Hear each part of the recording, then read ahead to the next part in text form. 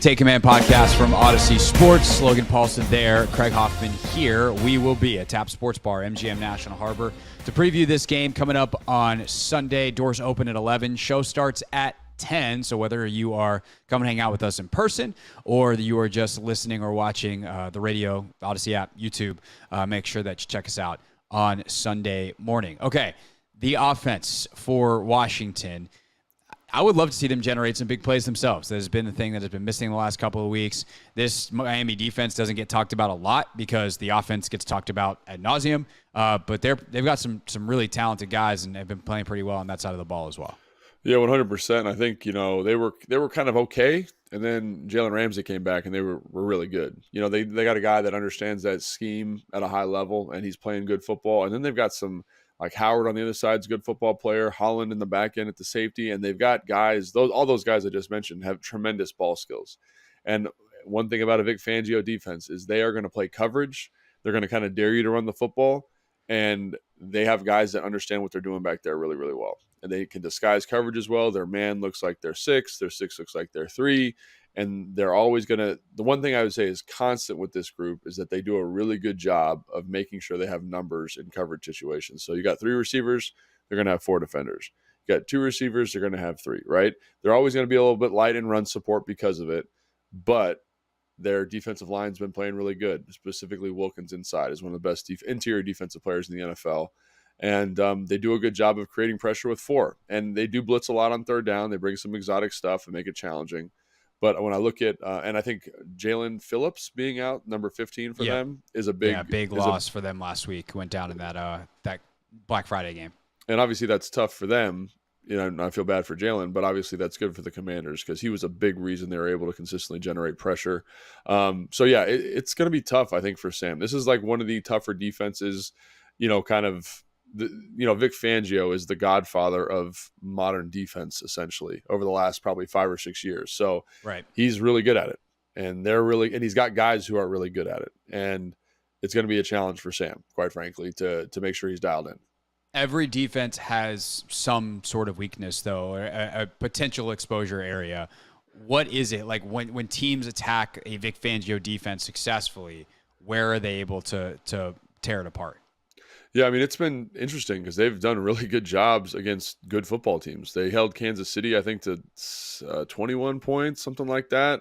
Lots of defensive scores. They held Philly, I think, to 24. Like, they do a good job, man. They're really good. And what I'd say in terms of exposure is he's daring you to run the ball. He's daring you to do it. So run the ball, get them out of those complicated coverage structures in the back end, force them to declare what they're showing you, and then pick them apart. I think it's kind of a mistake, at least I would think right now. And again, I haven't watched as much film as EB has, but I would think it's a mistake to try and throwing the football the way that they've done the past couple of weeks. I think you want to slow this game down, possess the football, run the heck out of the ball.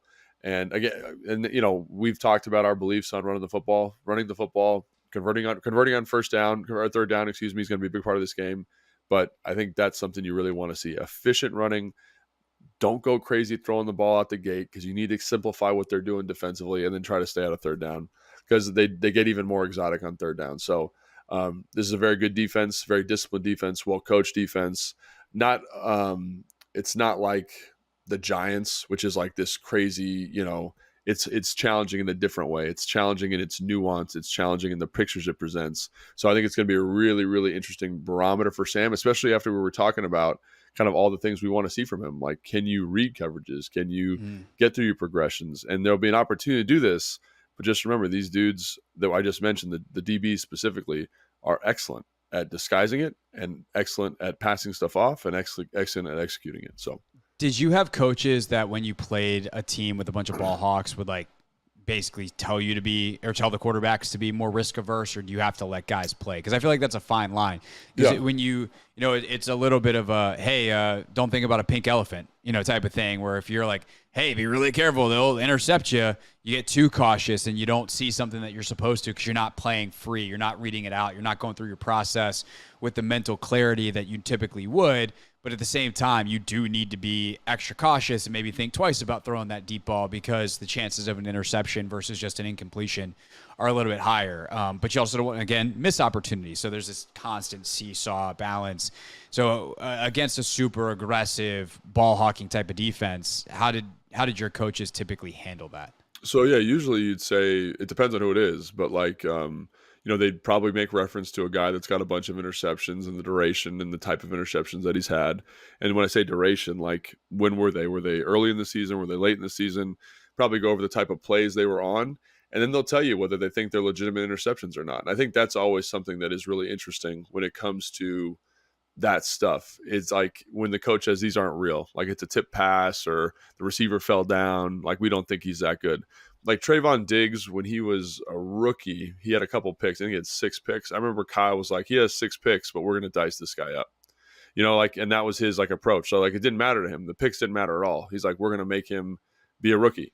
And then there's other guys who are like, oh, like Jalen Ramsey's got 5 picks and, he gave up a touchdown last week, but like, we're going to be aware where he's at on the field. And, like the quarterback, don't stress about it, but we're going to make sure we kind of have a vision on what he's doing. And we're going to call concepts to make sure we're not putting you in a bad spot, So the quarterback doesn't have to worry about it, but definitely the coaching staff's aware of it. If they deem the guy talented enough, I guess. Yeah, definitely. It's going to be interesting to see what they do because I think that there is probably a desire to generate some of those big plays down the field that they haven't had. But at the same time, like you said, just being smart, running the football, keeping – because the other thing, too, is like the game flow situation I feel like is so important because Miami is so explosive. And if they just get out ahead – and it's not like some teams where if they start running the football too early, you can get back into the game. Like if Miami starts running it, like I almost feel like that's game over. I almost rather them try to pass the ball and dink and dunk it and see if you can frustrate them and tackle in space, although – obviously the problem with Miami is there's no good answers. You're just facing a juggernaut in all phases. And that's why they're one of the best teams in football. And they are extremely balanced in all facets. Like there's not a great area to attack them with your offense. And they are very good running and passing with their offense. And that just makes for a long day unless you're their equal, which is why they've only lost to some of the best teams in the league. Yeah, 100%. And I also think the other thing you see in the Bills game and the Eagles game is turnovers. Turnovers hurt them, and it was fumbles when in the Bills game. And Raheem, I played with him in San Fran, and he is as explosive as you can think of. Right, he's one of the most explosive guys in football. He's awesome. Most dude. You're talking about, yeah. Yeah, sorry. And but he does fumble the ball. That's been an issue since I've known him. I played with him when he was a second year in Chicago. I was with him, and that was something they always talked about with him, like protecting the ball. So you can get some there, right? And Tua has been pretty fastidious with the football, but he's also made some kind of bad decisions. Like if you look at the Philly game, the reason they win that game is because Philly gets a late interception in the red zone, and then Jalen Hurts and that Philly offense possess the football and they win the game. So capitalize on those moments. I think they had 2 turnovers against Kansas City or something like that. So that's a huge part of this. And I hate that as analysis because the question is, how do you create those turnovers? You know what I'm saying? And that's where Ron has to earn his paycheck. But I do think when you look at offensively, like there is a roadmap. And I think it's a little bit more simplistic when you really look at it. It's like take away the first read, compress the throwing window, and make them hold the football a little bit. And it seems like that's very common. But in this case, because the O-line is so inconsistent, like you can get some good stuff happening off of that. So I do think there's a path, but like you said, I think this defense has not played very well. They haven't stopped the run well. They haven't defended the pass well. So is that something? They haven't gotten pressure. Is that something? They don't press. So it's asking them to do a bunch of stuff that they haven't done. The path might be there, but by the way, also you slip up and you try to press and you're on Tyreek Hill and then you miss one tackle on a slant and good night. That was another thing that really stood out to me is the reliance of these teams on their safeties in these games. You could see the corners like talking and pointing and waving guys over, and it's the communication level was so high. They're so aware of what they're having to do here because they're up pretty tight. They're not pressing all the time, but they're within 5 yards. They're trying to take away that slant. They're trying to take away the 5 yard out, all that kind of stuff. And so they're really relying on those guys in the back end to make them right. And to this kind of general point, Percy has done some good things the last 3 weeks. he's also given up some big plays, right? So can this simplified defense that Ron has been talking about allow these guys to play fast and be in the right position? Big if for sure. Big if, and he's only had 1 week to install it, so we'll see how it goes. We'll talk about all this and more with Mark Schlereth next here on Take Command.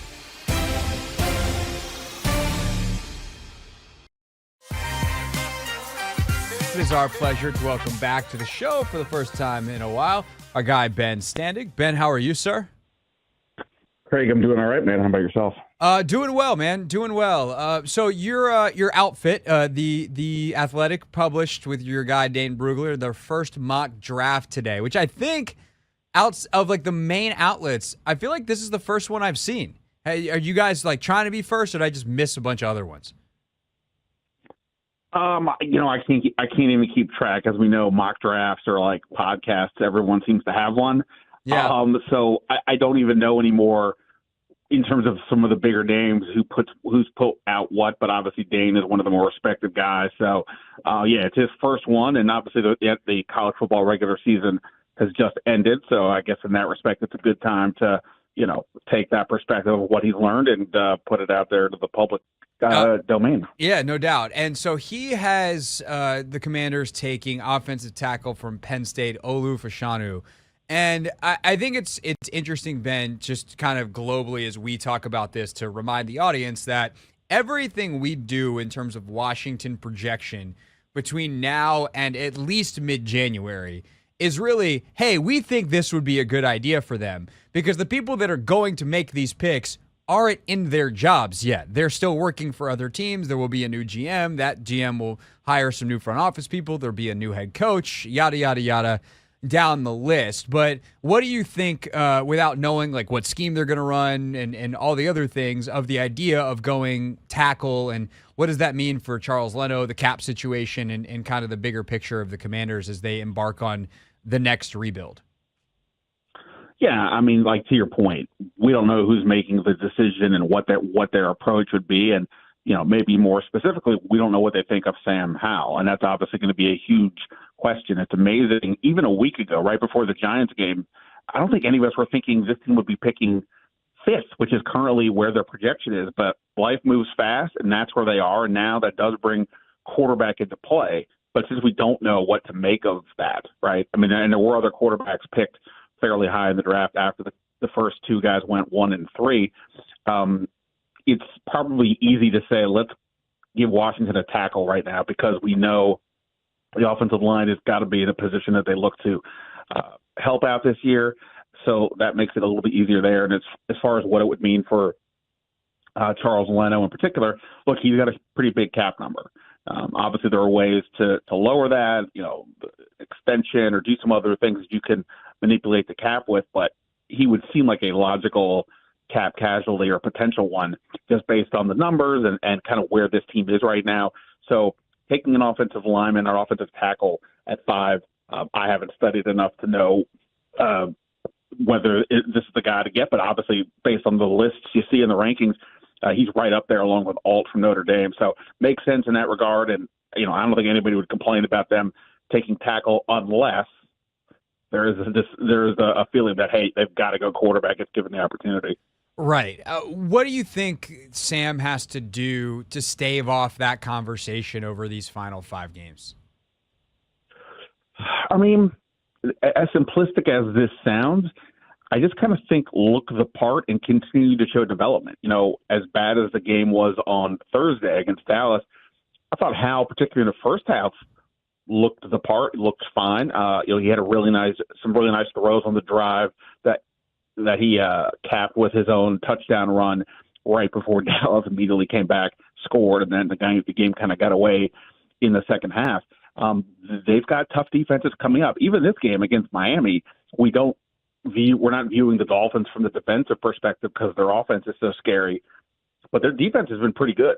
They've got a couple of excellent cornerbacks led by Jalen Ramsey, but they've got a legit defense. If Sam Howell, forget the win and the loss, if Sam Howell can go out there, look poised as he has been this year, make plays, he's got to limit the turnovers. I think he's like second in the league in interceptions, has thrown 2 pick sixes in consecutive games. do his best to limit the mistakes. If he can do these things over the remaining 5 games, that might be enough combined with his other positive attributes to say this is a guy we need to continue looking at, especially knowing he's got this cheap contract.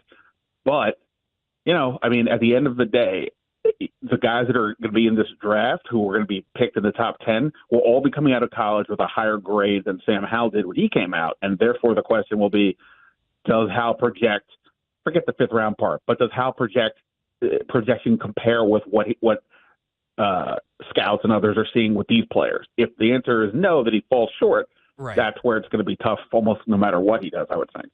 No, 100%. And I think that becomes such a scary proposition, and this is why scouts get paid what they get paid and why GMs get paid so much money, is because, Sam was a 5th rounder. Purdy was the last pick in the draft, and I would argue that of the quarterbacks that came out the last 2 years, those are 2 of the top 3, with C.J. Stroud being above both of them. Obviously, Richardson's hurt. Young's in a terrible situation in Carolina. You can pick apart some certain numbers and say that Kenny Pickett actually has been better than Sam Howell. I think most people, certainly around here, would take Howell over Pickett. But the point is, Sam's actually, as you said, mostly looked the part. And so I am curious when a new person comes in and dives into the numbers and goes beyond the fact that he leads the league in yards, because that's a counting accumulation stat. He also leads the league, as you referenced, in interceptions at this point. How does it actually play out in terms of the deeper numbers and what they see from a process standpoint? How does the leadership stuff play into it? Ron was talking about that with the maturity today. And when you add all that up, I feel, Ben, that's actually going to be hard to beat from a prospect who isn't very clearly elite. Yeah, it's like you said, it is really going to be fascinating. Just to sort of broaden out the topic, as you and I are looking for content all the time, and we will be looking for a lot of it in the off season. And we knew we were going to have a lot already because of the expected coaching change in the front office and all that stuff. The quarterback thing seemed to not resolved itself, but it felt like, okay, if Washington's picking in the somewhere after the 10th pick, that Sam Howell would make logical sense to stay with him. And the fact that now this drop in the standings has put them back in the mix for a quarterback at the highest levels. They will be close enough, if they were to stay at 5, to trade up for Caleb Williams at 1 if that's what they wanted to do. Should the Bears or whoever is holding the number 1 pick, should they be willing to make a call? That is a conversation I didn't think we were having, and that's why it is going to be incredibly interesting and important for these guys to figure out what to make of the traits of these quarterbacks, like you said, not just how they throw the ball, but being a leader on offense of the team. How do they handle pressure? How do they take the coaching? All these things will go into it. At least the organization has that sense of that with Howell, except if they do clean house, then none of those people will in theory be around. Right. So, now it goes back to a whole other component of evaluation. So, it will be really fascinating to see how this plays out. And, that to me, these, I wrote the other day, these final 5 games can be a slog unless you view it for what it is. It's sort of evaluating how, and kind of the beginning of the Josh Harris era in terms of starting to get a feel for where this thing may go.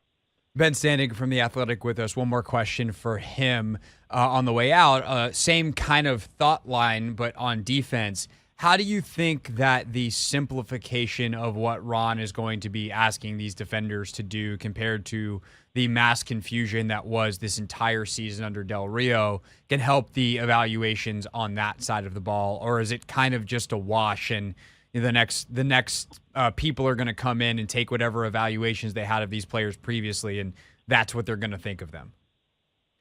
Yeah, it's a good question, and it is always kind of a weird thing when you hear coaches say we need to simplify things. That may help short term, but I always feel that sort of doesn't sound great for the longer term view. What was it what were they doing? Calculus in the huddle? What is so complicated that things were so bad that we've seen explosive plays allowed all season long? But okay, if in the short term Rivera thinks they need to simplify things, limit the amount of plays in the playbook for the given week, will help.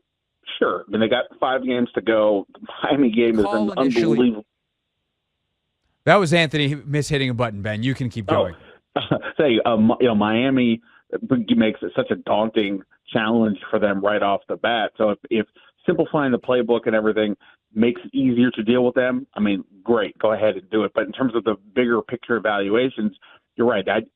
We'll see to what degree he does that, changes things, that it alters perceptions or evaluations of any of these players. And look, I think a real big question is going to be, what do they actually have? I mean, if you just look at the defense, obviously they traded away the 2 defensive ends. You've got the 2 tackles. Then what? Like, I don't know what to make of the rest of the unit, knowing that guys like Fuller and Curl are free agents. I'd argue they probably need 2 linebackers. Do they have to draft another cornerback or sign another cornerback high, considering what Forbes has been this year? They have a lot of questions, and hopefully at least they get some more clarity, whoever's making the call over these last 5 games.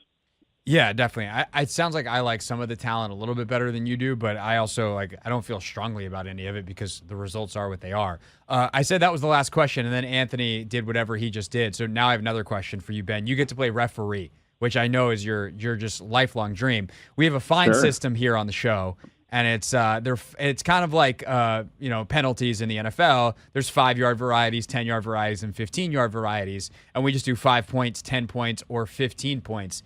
Is Anthony editing a clip onto the air in the middle of a guest, and it happens to be the guest who's refereeing this question's answer, a 5, 10, or 15-point penalty? Wow, great question, and I don't have Dean Blandino to reference here. Look, part of me wants to, you got to have the kids learn their lessons. Part of me wants to give the 15, but look, Anthony's a young kid. He's trying hard. I'm gonna give him the 5 and just tell him, don't do it again, or you're gonna have to, talk to me about it. What kind of youth league referee garbage is this? We're a professional radio show, Ben. I appreciate you, Ben. You're not here to try hard. We're here to perform. All right, fine. 5 points. I said he's the referee. I will respect the decision. I will argue the call later. I will say thank you for your football insight, and I will question your referee. Well, you can ask New York, you can throw the flag, have it challenge it. I mean, that's fair. All right, we'll deal with that later. Well, maybe I'll appeal to Dave Johnson next. I think that's what I'll do. Ben, thank you for the time. Thank you for the time. I'll see you Sunday in the press box. Yeah, man. See ya. This is the Hoffman Show on the T980 and the Odyssey app.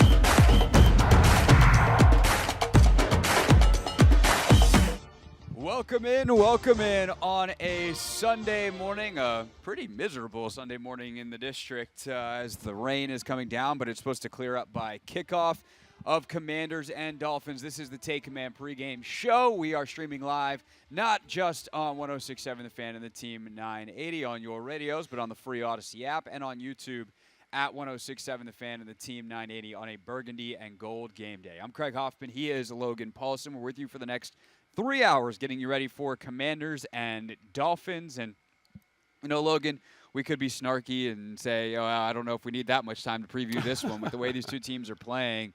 But it is a critically important time for the Commanders this final month of the season. Sure, it might not be for playoff contention, but there is a ton of evaluation to do, and we're going to get into a lot of that today as well. You know, has the offense stagnated? Why is that happening? Where is Sam Howell now compared to where he started this season? These are some of the things that we're going to tackle today on the show and kind of frame that through what we want to see in the game going into, obviously, the very late as it possibly could be, bye week. But the big question today, Logan, is what can Ron Rivera do with this defense? Obviously, after the last game, Jack Del Rio was dismissed the following morning all the way back on Thanksgiving. And now, Logan, Ron Rivera has tried to pare down, simplify this defense, which I think is great in terms of an evaluation standpoint. Like, line up, play fast, play physical. Let's see what you got. Young players, Cam Curl trying to earn a contract, Benjamin St-Juste trying to reestablish himself as a really quality corner, similar to what he's played like in the past compared to all the plays he's given up this season. Obviously, Emmanuel Forbes, eventually he's out today, but all these guys trying to reestablish themselves and be put in positions to succeed. What can Ron do to help that happen, even if the task today versus Miami is monumental? Yeah, well, I think, they've been playing a lot of man coverage, and I think that's kind of, against the Miami defense specifically, would not be the best approach, just kind of regardless. Yes. So I think you'll probably see a little bit more zone, a little bit more cover three. Just cover three because I think Ron ran that when he was in Carolina, or that was the defensive coordinator's kind of approach when he was in Carolina, and he called a couple games the tail end of that season, kind of to help the young defensive play caller figure it out there. So I do think there's that's what I would expect to see today. And hopefully what you can get is just a simplified, regulated defensive structure. You need multiple, so I don't want to say just singular, but multiple defensive structures that allow these guys to play faster than they've been playing and play more confident, put them in better situations to be successful. Because we talked about Benjamin St-Juste and his struggles, and then you watch that Seattle-Dallas Cowboys game and on Thursday night this week, and you just see how good Dak Prescott's playing, how good CeeDee Lamb is. Like that backfield or that secondary for Seattle is very, very good. They're awesome. And they got diced up. So I think understanding, hey, we can play man in certain situations, but how do I maximize those man-to-man opportunities? You got to kind of create consternation in the quarterback, create consternation in the offense.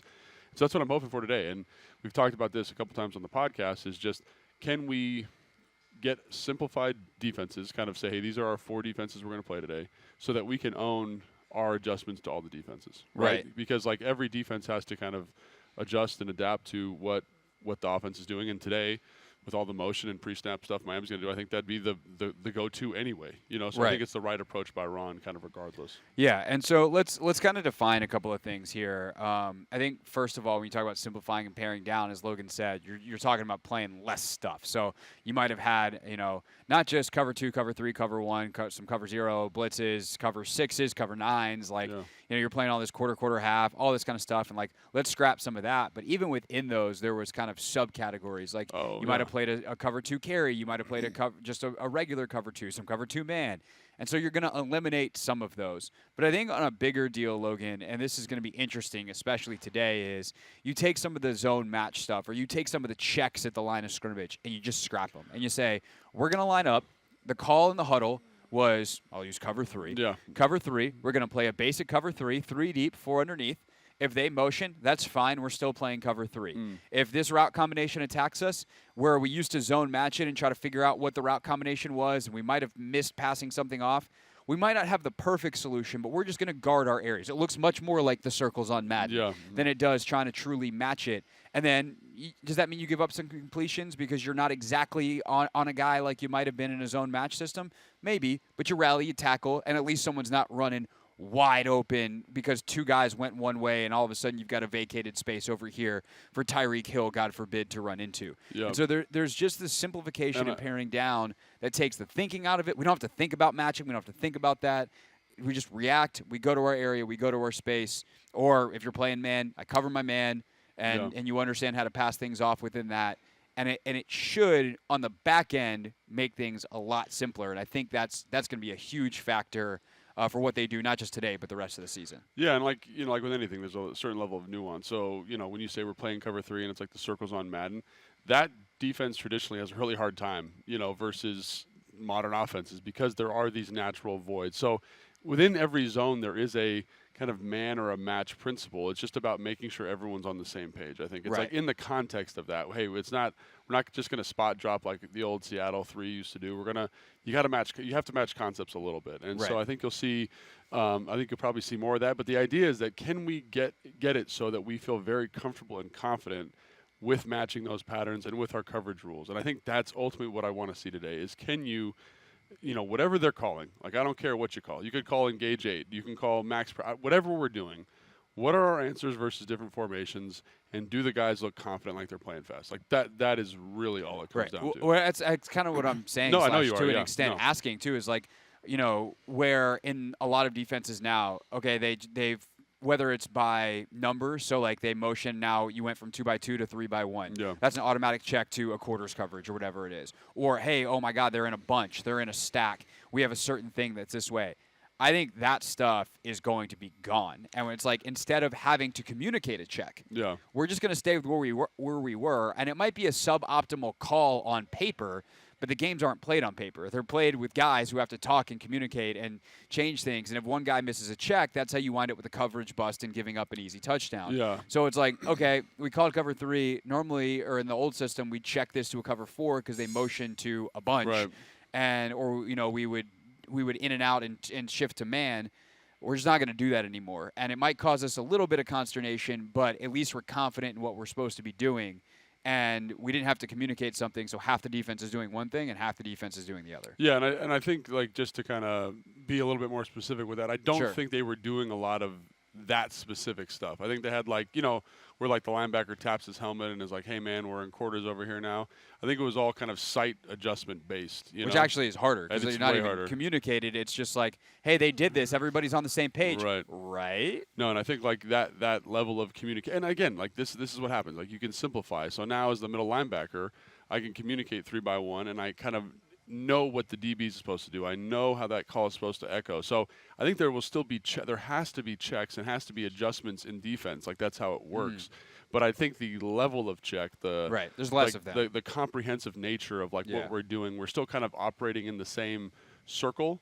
We're just kind of moving like like a old like Venn diagram type deal. We're moving into different parts of the circle based on what the defense is presenting, but we're still kind of in cover 3 or whatever. The basic rules of cover 3 because you can't play true 3 to a 3x1 because they'll kill you, right? So we have to kind of tell the backside corner or the backside hook player you have to match the vertical if it comes. You know what I'm saying? So there are just innate adjustments. But what I will say is that if you're simpler, like if you think about Miami, the old Miami Hurricanes back in when they were really rolling in college, right? Yeah, 2001. They played cover 2 every single snap, and they had good athletes, but they knew every single adjustment to every single route combination they can get.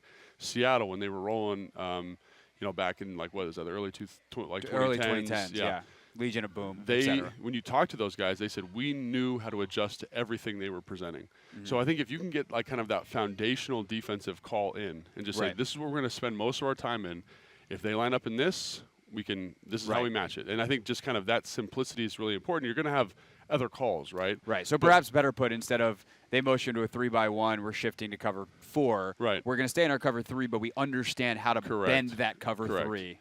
And to me, that I think is going to be so important because what you see is the motion, teams of motion to a bunch, and we're playing match or we're playing man or we're playing 3, and we don't know our rules in a bunch, right? So now hopefully we've pared it down enough where hey, they're in a bunch. I know exactly what I'm doing. I know exactly what the response is. And you're right, it might not be the perfect response, but at least I know, and the other guys that I'm playing with know what they're going to do. So I think that's something today that I really want to see because there's times where I'm just poor Benjamin St. Jude. This is not maximizing him. This is not maximizing Kendall Fuller. This is not anybody. Not maximizing Percy Butler. And it's hard to do that all the time, but I think one of the simpler ways to do that, if you see all this stuff, if you have all these checks, you have all this noise, this white noise, just like clear that signal up and say, this is our solution. And then you can give Cody Barton the opportunity and the power and the responsibility to be like, hey, if we don't know something, we're going to check to cover 3 because we know that, you know? And I think when you talk to London Fletcher and Fred Smoot, those defenses that they played on, you know, back in the 90s and the early 2000s were very simple, you know, very, very simple, and because offenses were simpler. But that underlying principle is the same. It's like we knew in this coverage we were home. That was our base. Like we felt very comfortable there. We could match anything. And there's stuff like that you see offensively. Like I remember when I was with Kyle here in 10 to 13 when he was here, and our offensive line coach Chris Forrester was like, if we're ever having a hard time, I know we can call outside zone because you guys just know what to do versus everything. And it's very calming for the offense because it's not like, oh, we're in this kind of crazy game plan run. What's our check? It's like, no, we're just going to call base outside zone, settle everyone down, and get the offense rolling. And I think there's an element of that to the defense too. It's like, this is our base. We know how to handle everything in here. And I just feel like they have not been doing that the last couple of weeks. So I think we're kind of saying the same thing. We're hoping to see that confidence from that group in terms of communication and assignment today. Yeah, if you make a mistake, make it quickly. Yes. And, you know, you play faster and you can make up for stuff, and that's obviously the goal today. Now, we just spent all that time on the back end. The bigger problem might be the front end. We'll get to that later in the show. How can the Commanders generate some pressure today? It can be very, very difficult against Tua Tagovailoa because he gets rid of the ball literally the fastest in the entire NFL, between 2.3 and 2.4 seconds on average. But, Logan, when you watch the tape, you did see some potential vulnerability there. We'll talk about that a little later in the show. We flip the field next, though. Sam Howell obviously still putting up huge numbers in terms of volume, but how effective has he been really, and where are we with 5 games to go in the evaluation on him and Eric Bieniemy? We'll discuss next on the Take Command pregame show on a Burgundy and Gold game day.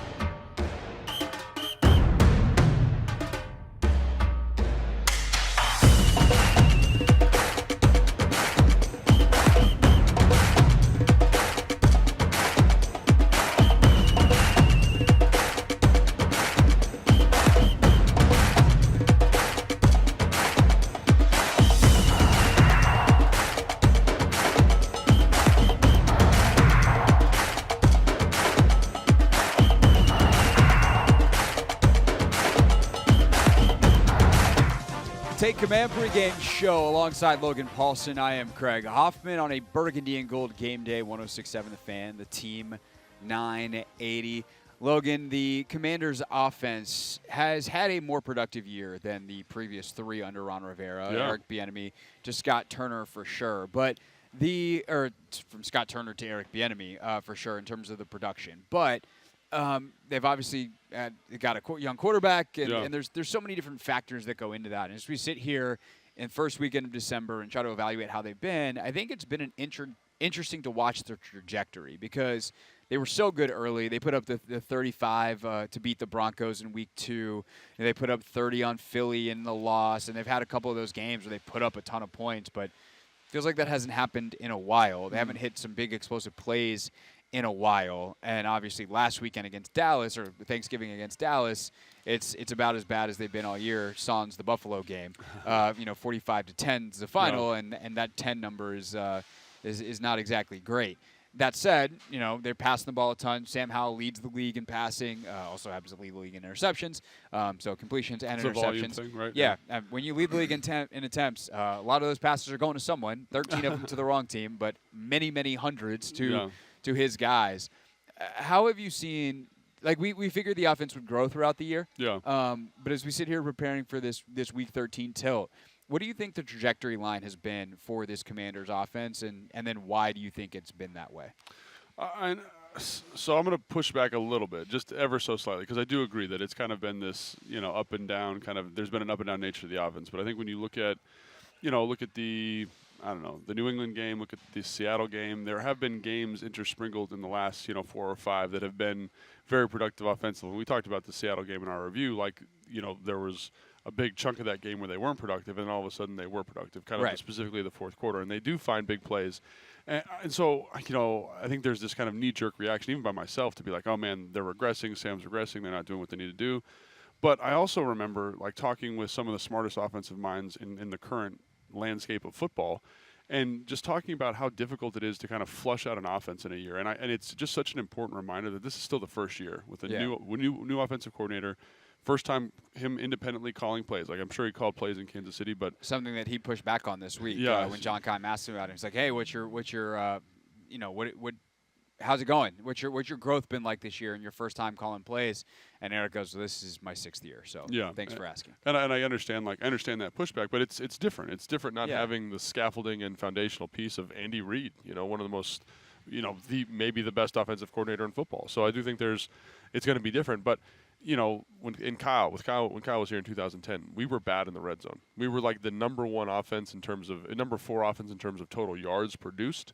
I think we were 26th or 27th in red zone production, and we were 26th and 27th in third down conversion. So we were kind of finding these chunk plays, and if we couldn't find the chunk plays, we couldn't maximize red zone. We couldn't maximize third down. I think when you look at, and this offense has shades of that. You know what I mean? There's elements of that, and I think one of the reasons you see that with new offenses oftentimes and a young quarterback is the details are a little bit tighter in those situations, right? The receivers split, the receivers depth, the pick, the rub, the understanding what the coverage is. It's a little bit tighter. Sam's got to accelerate his footwork, all that stuff, and that takes time to learn. So I think you're still seeing a productive offense. I think when you look at the Dallas game, for example, there are productive elements there, right? But that's one of the best defenses in football, coupled with one of the most, at the moment anyway, the hottest offense in football. And so you're going to have some challenges. But, they had, almost 300 yards. They had 300 yards, almost 300 yards passing, at about 100 yards rushing or some crazy statistic, right? They held the ball for a long time. They had 37 minutes of time of possession, but only 10 points. Right, and I think when you look at, obviously game flow there is a big factor, and they made some of those decisions because the defense isn't playing well. But I do think there has been positive offensive progression if we're just looking at incremental progress. Now, I think your point is still valid, 100%, right? Well, I would say I didn't even make a point. I just threw out some potential hypothesis points and asked you which ones were correct. Right. But which I think is kind of the interesting thing, because the point I would make is I feel like how this offense has shifted throughout the year. I feel like at the beginning of the year, the scheme really was elevating a lot of the players. And I feel like at this point that dynamic has shifted, and specifically around Sam, which is both good and bad. It's definitely better than the alternative because I think the most important thing for this franchise is Sam playing well, and if you can not have to spend whatever pick you wind up with in April on a quarterback, like that's fantastic. If you can buttress your roster around him and build around Sam, especially with the cheap contract the next couple of years and him playing at a pretty high level, like you're cooking. This job becomes even more attractive than it already is with all the assets, the new owner that everyone seems to think is very smart and would be great to work for, et cetera, et cetera. But I think what's happened is, like, Sam, a lot of the big plays they've been able to find are Sam making them off schedule. Sam's elevating this offense. Sam's creating a lot of this production versus earlier in the year, it's like, wow, look at all these open guys. Wow, look at how this scheme is doing things. And that, like, defenses have kind of caught on to a lot of what they're doing. And I think the Dallas game, obviously Dallas is tremendous defensively. But you think of some other games recently as well, Seattle certainly amongst them, where you have these lulls. You have these lulls and you have these matching defenses that seem to know exactly what's coming, that seem to know, hey, in this situation, they like to call this. They're able to latch on, cover it up. If Sam can then extend a play and throw something sidearm, you can still generate a big play. But it's also made, I think, things much more difficult to get the ball to Terry and Jahan. And, it's interesting looking at the stats because, myself included, a lot of people are going, hey, you got to get the ball to 17 more. Well, you look at the target numbers, and the target numbers are actually there, but they can't get him in easier situations to just get him the ball as opposed to just giving him 50-50 at best opportunities or throwing the ball over his head and having that, rack up the targets. Yeah. So I think that's been what's interesting in terms of the evolution is, I think, on a great positive note, Sam has continually grown and gotten better. And, of course, Eric deserves a lot of credit for that as the primary guy driving this offense. At the same time, I don't know that the scheme has necessarily evolved in the way that you'd want to this year, and they've necessarily figured out the best way to play to score and win games now. Yeah, I think you brought up a ton of stuff there. So let's start with kind of the general offensive regression. And I think when you look at, like, Miami, look at the Miami Dolphins, for example, their offense has regressed too. Yeah. They're not putting up, crazy numbers every week. When you score 70, there's only one way to go. I'd say outside of the first 4 weeks, right? Yeah. They've kind of come back to earth and they look more normal. Like when you're doing evaluations on them, are they a good offense? Yeah. Are they well coached? Yeah. But have teams found ways to corral them? Have teams, 3 times this year have found ways to really quiet them down and win the football game? So I think there is a level of defensive adaptation. The more film you have, the more adjustment, the more kind of stuff you can do to kind of put your guys in a good position to be successful. And, and I think we talked about in the Dallas game, one of the things that stuck out to me was there are throws there, right? They're not to Terry or to Jahan, but it's working your progression, right? It's like we've got CO with the drive, and the CO's dead, like throw the drive. And that's an evolution for a young quarterback. And we talked about how Sam does a really good job of maximizing and finding explosive plays and doing all these things. But there's also times, probably in this last game against Dallas, and again, Dallas with that great pass rush, it kind of makes sense that this would happen, is just simply understanding where the ball needs to go versus certain coverage. And that comes with experience and that comes with time. And I think about Jalen Hurts, for example, as a really good proxy for what Sam is right now, where he has a fairly productive year. There's some holes in his game in terms of working progression.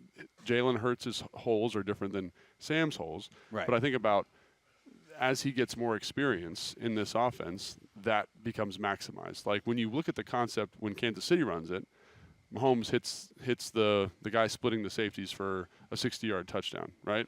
Here, not so much, because Sam's still understanding where and how the ball needs to get to where it needs to go. Like we talked about, the nuance of the quarterback position. Right. So I think it's a little bit of both. Now, again, it's layered and it's gray.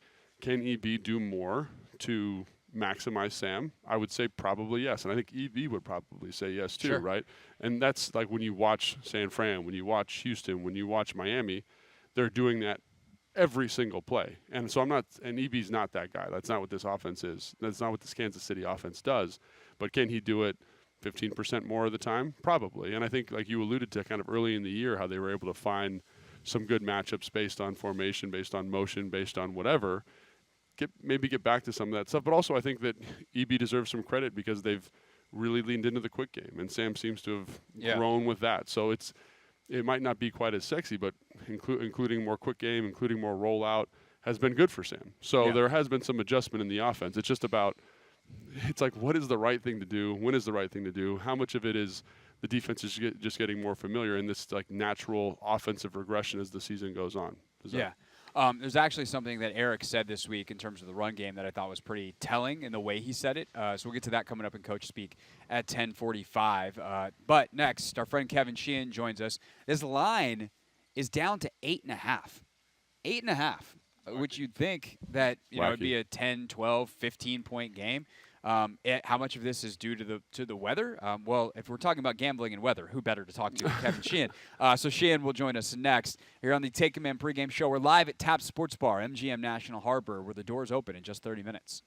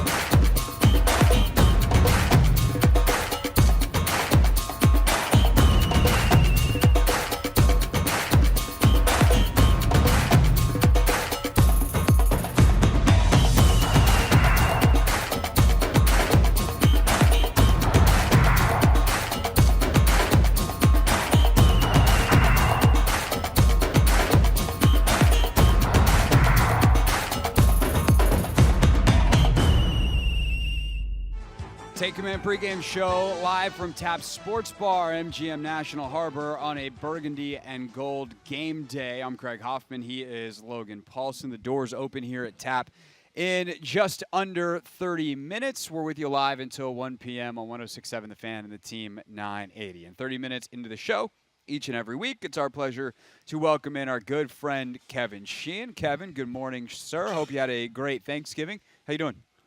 What's up, boys? Hope yours was well. That seemed like ages ago now. Yeah. And then the next time we have this conversation, it'll seem like ages since the last one. It's the bye week. It's finally coming. Yes, a Week 14 bye, just as every player dreams of. Like last year.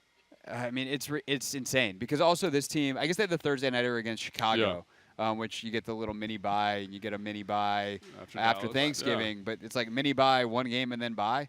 That's a wacky bit. Doesn't seem very fun. Dallas has to do this. I think obviously they play on the Thursday night of Thanksgiving often. There's so many years where they'll have like 2 mini buys and they'll have 3 games in like 13 days. Yeah. Which the Eagles, by the way, are doing today. Today's against San Francisco. Your third one. Gosh, yeah. Brutal there. Your 3rd and 13, and then you have like 1 in 20 because you have your bye week. Not a great time. Well, the Eagles get the 49ers off a mini bye because they played on Thanksgiving, and then they're going to get the Cowboys on Sunday off their mini bye. Right. So the Eagles, look, the Eagles have done pretty well regardless of circumstances, although that game today, it was odd to see San Francisco a 3-point favorite on the road against a 10-1 team. Yeah, and maybe we'll circle back to that before the end of our conversation. But speaking of the line, it's down 8.5 last time I checked this morning for Miami today over Washington. Are you surprised it's that low considering Washington's last outing and how potent Miami is offensively? Yeah, I still see some 9s. I even see some 9.5s. But I don't know, Craig. I mean, I certainly don't think that sharp money's coming in on Washington perhaps because Ron Rivera is taking over the defense. I think it's outdoors. It's, maybe a slightly wet turf.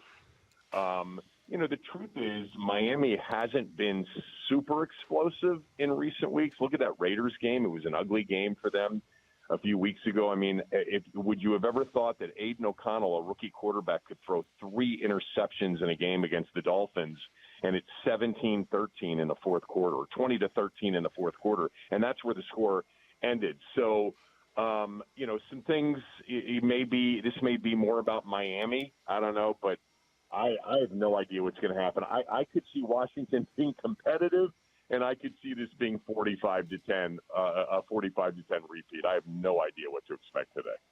I mean, isn't that the nature of the team this year, though, right? They've just been so inconsistent, playing up to Philly, playing down to whoever they're playing. So, I mean, if you had to put money on the team you were expecting to see today, what would it be?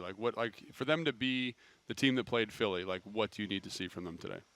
I mean, don't ask me. I told you on Thanksgiving that I actually liked Washington. I played Washington. I thought that they would have a competitive chance. And the truth is, through about 3 quarters, they actually were, in it. It got sideways in the fourth quarter. I don't think the final score reflected the actual game itself, but they didn't have a chance to win it. I'm not suggesting that they did, but I don't know. I mean, I think we see a team that week in and week out, certainly over the last 5 weeks, I think, since the first Giant game, that gives you a chance offensively.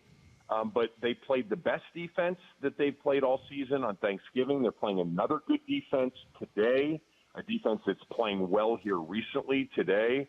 I'd like to just continue to focus on this last 5 games is about Sam Howell, the development of Sam Howell, Eric Bieniemy to a certain extent as well. I don't know how much you guys have talked about this on your podcast, but I'd actually, at this point in the season, Logan, I'd like to see maybe a little bit more marrying some run and pass, just to see what Sam would be like with a chance in the running game with play action and bootleg, because we haven't really seen that part of what Sam could be this year. So I don't know. I would expect the offense to be capable of moving the football, churning out yards, first downs, but they've got to finish, unlike on Thanksgiving Day. Yeah, I think what's interesting, Kevin, is the Commanders are actually 6th in the league in yards per attempt. Like the idea that they don't run the ball well is not necessarily supported by the numbers, which is funny because, Logan, when we sit down and watch the tape, you look at the run game, you're like, this isn't the best design run game I've ever seen. Like, there's a lot of bad stuff happening. But they ultimately are averaging 4.6 a carry, which is good for, I believe, last time I checked, 6th in the entire NFL. But they're dead last in attempts, right? Or close to dead last in attempts. Yeah. I think for that, it's more like they just are subverting expectation a little bit, right? Everybody's expecting them to throw the ball all the time, which they do. So when you run the ball, it's a nice complementary piece. Right, but like what would happen, to Kevin's point, if they got more merit? Who could know? Well, we never got a chance to see what, the old adage is with a young quarterback, right? And that is, the best friend to a young, inexperienced quarterback is a good defense and a running game. He didn't have a good defense and he didn't have a running game. And to me, like Sam with a running game, like I see a guy play action, bootleg, like, in some of if those two things were married together, I think we'd see another side of Sam that would be really promising too. Yeah, Kevin Sheehan's with us here on the Team 980, 106.7 The Fan. Take Command pregame show.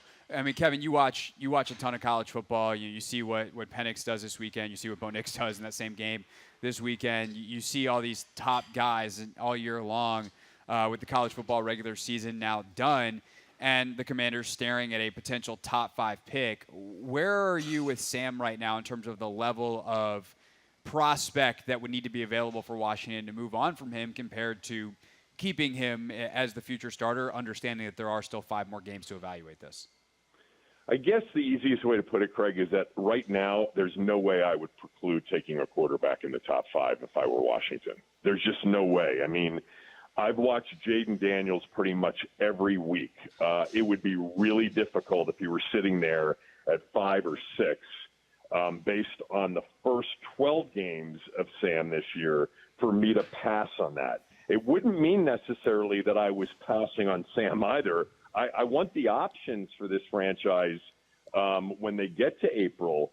But, there's a difference between potentially special and what we've seen from Sam through the first 12 games, which is potentially a starting NFL quarterback. So there's nothing I've seen that would preclude me from, taking the quarterbacks and saying, nope, we don't need to look at them. We're good. We're gonna draft a left tackle, or we're gonna draft Brock Bowers, or we're gonna take somebody else. Not in this draft with the quarterbacks that potentially they'd have access to based on where they finish. Yeah, I think that's something. I'm really glad you brought that up because this team should do like a comprehensive evaluation of everybody in the draft. And if you think one of those guys is special, one of those quarterbacks, like as good as Sam has played, if you think he's the next Trevor Lawrence or Andrew Luck or whatever, you got to make that decision. You got to make that move. So I think that's something that people just it's like they can't hold the duality of that in their brains for some reason. It totally makes sense. By the same token, you look at the young quarterbacks drafted the last couple of years, and I'd have a hard time saying Sam's any worse than 4th for sure, and I'd probably put him 3rd behind Purdy and C.J. Stroud. So obviously we'll see what Richardson is when he's healthy. Bryce Young's in a nightmare situation, but it's not like Sam's been bad either. So it's hard. It's a crapshoot. Yeah, that's the thing. I mean, at least he's making it, a tough call because he has shown a lot more good than not good. There's a lot there that's promising. But, Andy Reid, in 2017 had an Alex Smith that was playing pretty well, said, yeah, we can do better, and traded up to do better. So I think in this league, you've always got to be thinking about it. In that particular 2018 draft, the 2018 draft, the year that they traded for Alex Smith, so it would have been post-2017, Jays said, and I think Kyle Smith has kind of indicated, they didn't even look at quarterbacks in that draft. And I think that was probably a mistake. You should always be looking at quarterbacks unless you already have Mahomes, Burrow, Allen, Burks, et cetera.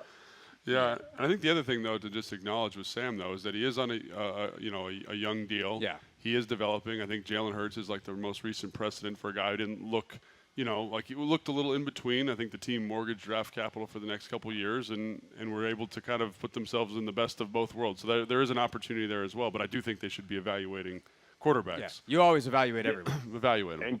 And keep in mind, Logan, they evaluated Jalen Hurts and drafted him in the second round shortly after they had given Carson Wentz a big bag. Absolutely. Quarterback's the most important position in football. football. That's what the good organizations do. They never stop, looking. No doubt. All right, Kevin, who you like around the league today and who you like in this one?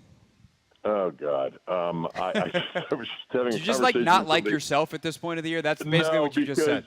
That's what that was to me. They are all terrible teams. Like, nobody's betting the Falcons, so of course I like the Jets.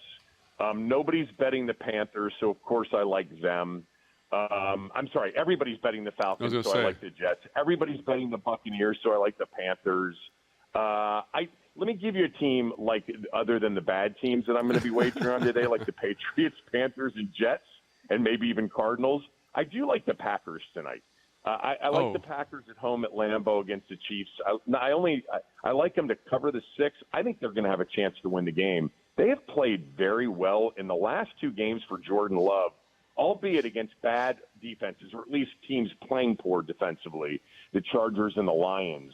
He's looked the part. I think he can really throw it. I think tonight's game is a really interesting game, not only in the NFC playoff race because the Packers could get to 6-6, but I'm rooting for the Chiefs to have to play a road playoff game for the first time this year. So this would go a long way towards that. All right. Well, we'll see. Every time I try, I think I'm good on Jordan Love and believe in him. He lets me down, but maybe tonight will be the night against what's been a very good Chiefs defense this year. No matter what happens, Kevin will be talking about it tomorrow, 10 a.m. to 1 p.m. on the Team 980. Don't miss the Kevin Sheehan Show podcast as well. Kevin, thank you, sir. Enjoy the bye week, and we'll talk to you back here in 2 weeks.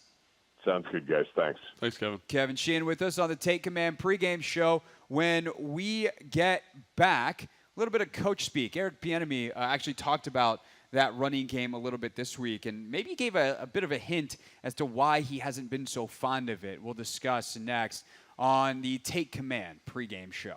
Route on a guy and, put your hands on somebody and kind of know what they like to do to shed and kind of get a feel for it. And so as you get to know them better and they get to know you, you kind of start playing that advanced chess metric. And I think the familiarity breeds a faster game quality.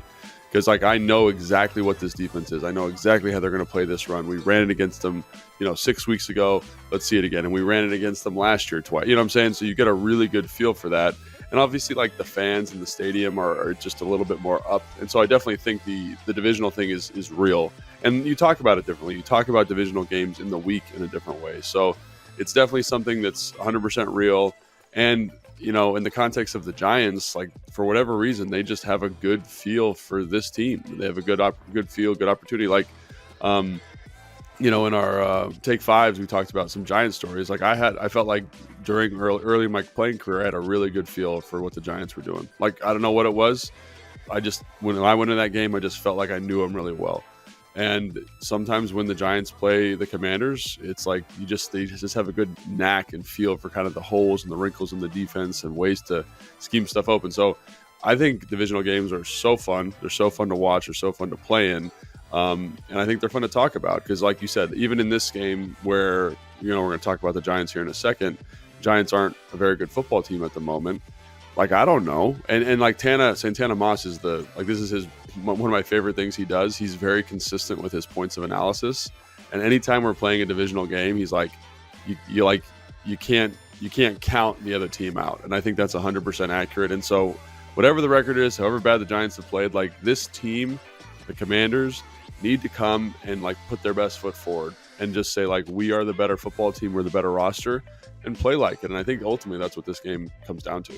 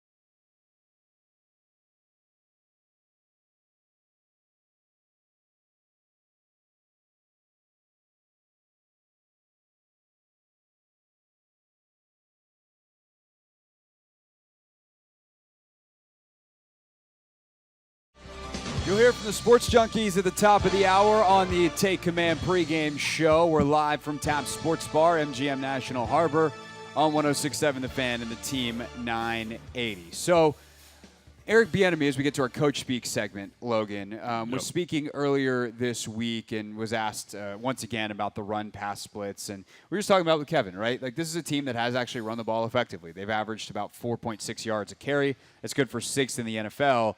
But they are dead last in attempts per game. It's funny, you look at like the overall attempts rankings, and you rank it by attempts, and they're I think third from the top, which is third from the bottom. But then you go to the games played column, and everyone's played 11 games until you get to about midway through the pack, except for the Commanders who have played 12.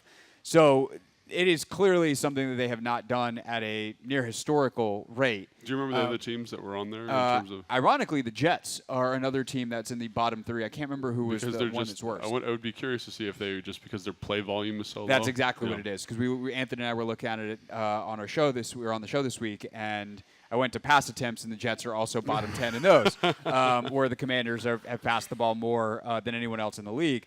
So, long story short, you wonder, like, young quarterback, it's actually been pretty good for you statistically. Why aren't you doing it more? And part of the reason that he kind of let out was like, we can't finish. We fumble the ball, and we can't finish on these drives. And I just wonder if Bieniemy, from a trust factor in his running backs, but also in like a trust factor in his offense to eventually convert in the red zone, feels like he needs to push the ball a little bit more, try to generate some of these big plays. And I'm curious, when you watch the tape, in terms of seeing some of those shot plays that necessarily haven't been converted, because like we've been talking about how they haven't been there, but it doesn't mean they haven't been called. Yeah. Like, what are you seeing from a play calling standpoint that maybe suggests that frustration is backed up in more than just having to answer a question at a press conference? That's really interesting. I mean, what's the fumble rate for the group in terms of touches? Like that would be something. Certainly the last couple of weeks it's not been good. It feels like every time they've gotten going, Rodriguez fumble, Robinson fumble. But that fumble. was in the Giants game, right? I mean, they didn't fumble against the Cowboys. They didn't fumble against Seattle, right? I feel like there was against Seattle. We should double check, we can double check that. But I don't know. It seems like a very interesting answer. I don't know if I agree with that in terms of his perception. I don't know if I align with that totally. But I mean, I think. If there had been a change due to an increase in fumbling, I think we would have seen more carries earlier in the season. I think this is just who he is offensively. I think analytically it makes sense. I think EPA per play it makes sense. You want to throw the ball more. Like that's 100% why. And I think Sam's done a good job. The offense has been effective. It's been very productive. So I think there's if I'm him, I would just say that. I would just say this is who I want to be. This is what I want to do. And it seems weird, very out of character for him to kind of call out his players like that. But they got to hold on to the football. I'm with that 100%. So. You're right on Seattle, by the way. Yeah. So that just seems like a weird – you had one game where they fumbled a little bit. Well, also, I mean, against the Giants, I feel like they were more balanced. And so maybe it's like, hey, like I tried to run it more, and the guys couldn't hold on to the football. What do you want me to do? Yeah, I don't know. I don't like that.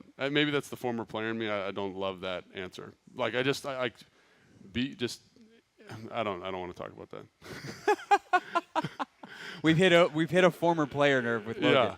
I mean, he is right, though, in that they have to finish. And they do have to finish. That's been a thing all year. They do have to finish. Run, pass, whatever. Yeah, that has nothing to do with you running the football, in my opinion, right? Like, yes, you want to finish drives 100%, and some people would argue that it's more effective to finish drives by running the football in the low red because the windows are thrown with a rookie quarterback. I'm sure there's an argument that can be formulated and developed in any way you want to do it here, but I don't. It's just weird that that's what he would say. It seems like he's like kind of copping out of it a little bit, which is, like having spoken with him seems a little out of character. Excuse me. So, yeah. Yeah. I'm trying to find the direct quote. But and of course now the transcript doesn't want to transcribe. Yeah, doesn't want to transcript. That's right. But I do think that, like, when we obviously talked about this a lot and trying to find ways to maximize this offense. And, Miami's defense is an interesting one because they are stout up front, not quite as stout as they have been. Jalen Phillips, of course, it's a bummer, man. really, really, within a football context, tragic injury. Yeah. A guy whose story, I mean, Hard Knocks is chronicling Miami in season, and the first 2 episodes are out now. And last week they really poured it on thick with Phillips of building him up, and then ultimately, obviously, the the game happens and he tears the Achilles. And, they tell the story of how this guy was hit by a car when he was at UCLA and then medically retired and then came back, was great at University of Miami, had some injuries early in his NFL career, and then was turning the corner to the point that Mike McDaniels tells him before that game against the Jets, like, hey, man, this is going to be your coming out party. Has probably the best game of his career until his Achilles goes. But they still have Bradley Chubb. They still have Christian Wilkins. Yeah. They're really good, but their back end is what's terrifying. With Ramsey back there and Howard, and we'll see if Javon Holland plays today, listed as questionable. But they've got playmakers that I think I'd be a little hesitant if I'm Bieniemy to put the ball up a ton today and let those guys make plays on it. So I would personally be looking to run the ball a little bit more today between weather, defensive scheme, balance, all those kinds of things. Yeah, I mean, I think we've talked about that every single week. How just sprinkling in probably 5 to 7 more runs in the game would probably be super effective. However, that's not what he's done. He's done it one game this year, and it was the Giants. And obviously that game, like you alluded to, didn't go the way that I think we all wanted and thought it should go. So maybe he's just going to be like, this is who we are. This is who we are offensively. And we're going to have a very efficient running game. We're not going to rely on it in terms of volume. But I do agree with you. I think the Miami Dolphins in terms of secondary is scary because what Vic Fangio wants to do is he wants to play coverage. He's basically daring you to run the football. He's the inventor of this man match, or maybe not the inventor, but the guy that's proliferated it around the NFL. They're going to be in superior numbers in coverage 90% of the time. So what I would say is that means they're playing light boxes. So can you take advantage of those light boxes? Kind of to your point, I think is what you're getting at. And I think that's 100% the right idea. He's daring you to run the ball. So run the ball until he changes his coverage structure. Because they do stuff numerically in the back end at such a high level, it's really hard to identify coverages because all their coverages can look the same because there's no run player. It's all, hey, it's split safety. We're going to rotate to 6. We're going to rotate to true 4. We're going to rotate to 2. We're going to rotate down to single high. We're going to play man out of this, man match with a plug. But it all looks the same, and that makes me extremely nervous for Sam because the Cowboys do a good job of disguising. Miami does it better. And they've got guys in the back end that do the disguise thing really well, but also pick the football off at a high level and make plays in the context of that defense. Now, they are still working through some of the man match principles because they've got some new people in there and they do bust stuff. They're not a perfect group, but they're very, very talented, and the scheme is very, very good, and it's being called and directed by the guy that, again, is like the godfather of this defensive philosophy. So. Yeah. By the way, to go full circle, I found the quote. Oh, there we go. I couldn't find the word fumble because he used the phrase turning the football over versus fumble directly. But the quote from Bieniemy reads in part, he's asked about running the ball more recently on first and second down. He says, we still got to make sure that we're putting our guys in a situation where they can be more efficient and understand exactly how we're going to handle certain things. But when it's all said and done with, we got to go out and play. We have to execute better. I'm going to keep saying this. We have to finish. We have to sustain drives, and we have to finish. What I mean by finishing, you got to eliminate the penalties. You can't turn the ball over. And when you're doing those things, you can't beat Jones Junior High School. So those are little things that become a focus issue that we need to make sure we're clearing up. Yeah, I'm not sure he's talking specifically about running the ball there. I think he's just talking about general offensive production is what I would say. Yeah, I mean, the question was about running the football, and that's obviously the quote in part. But EB's the master of look over here. What's this? But I think he's talking more general offensive football, which makes a little bit more sense to me.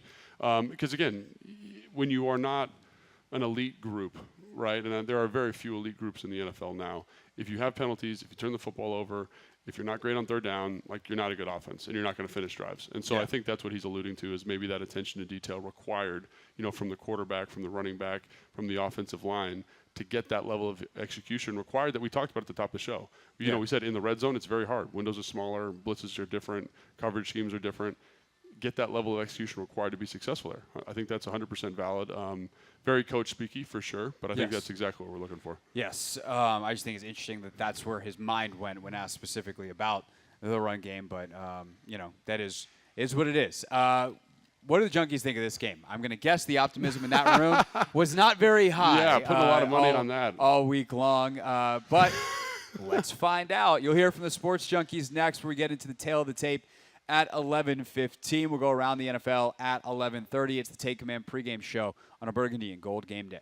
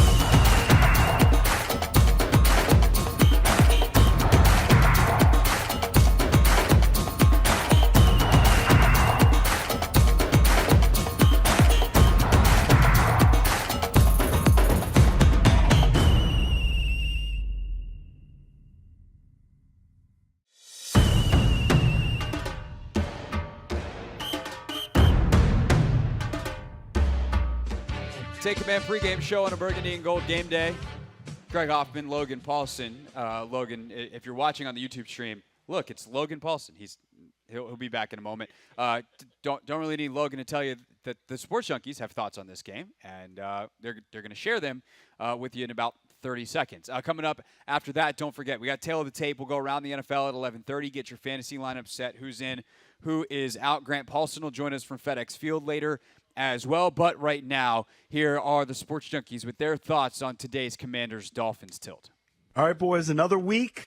All right, you're up. It's preview, and another week coming off an embarrassing loss. This one led to Jack Del Rio's firing. Do we expect anything different from this Commanders defense against an explosive Dolphins offense? It's going to be interesting to see what kind of different looks Ron throws at Tua and Mike McDaniel and that offensive staff that Del Rio would have thrown at him. But here's the bottom line is, this is probably the most explosive offense in the league, and they're balanced, and they've got the best receiver. They've got a legit running game. You can't key on one guy or one facet of their offense. So, man, the defense is going to have to play the game of their life to kind of win this game. Force turnovers, that would be huge. But Miami is just so good at passing and at running the ball, you can't really key on anything.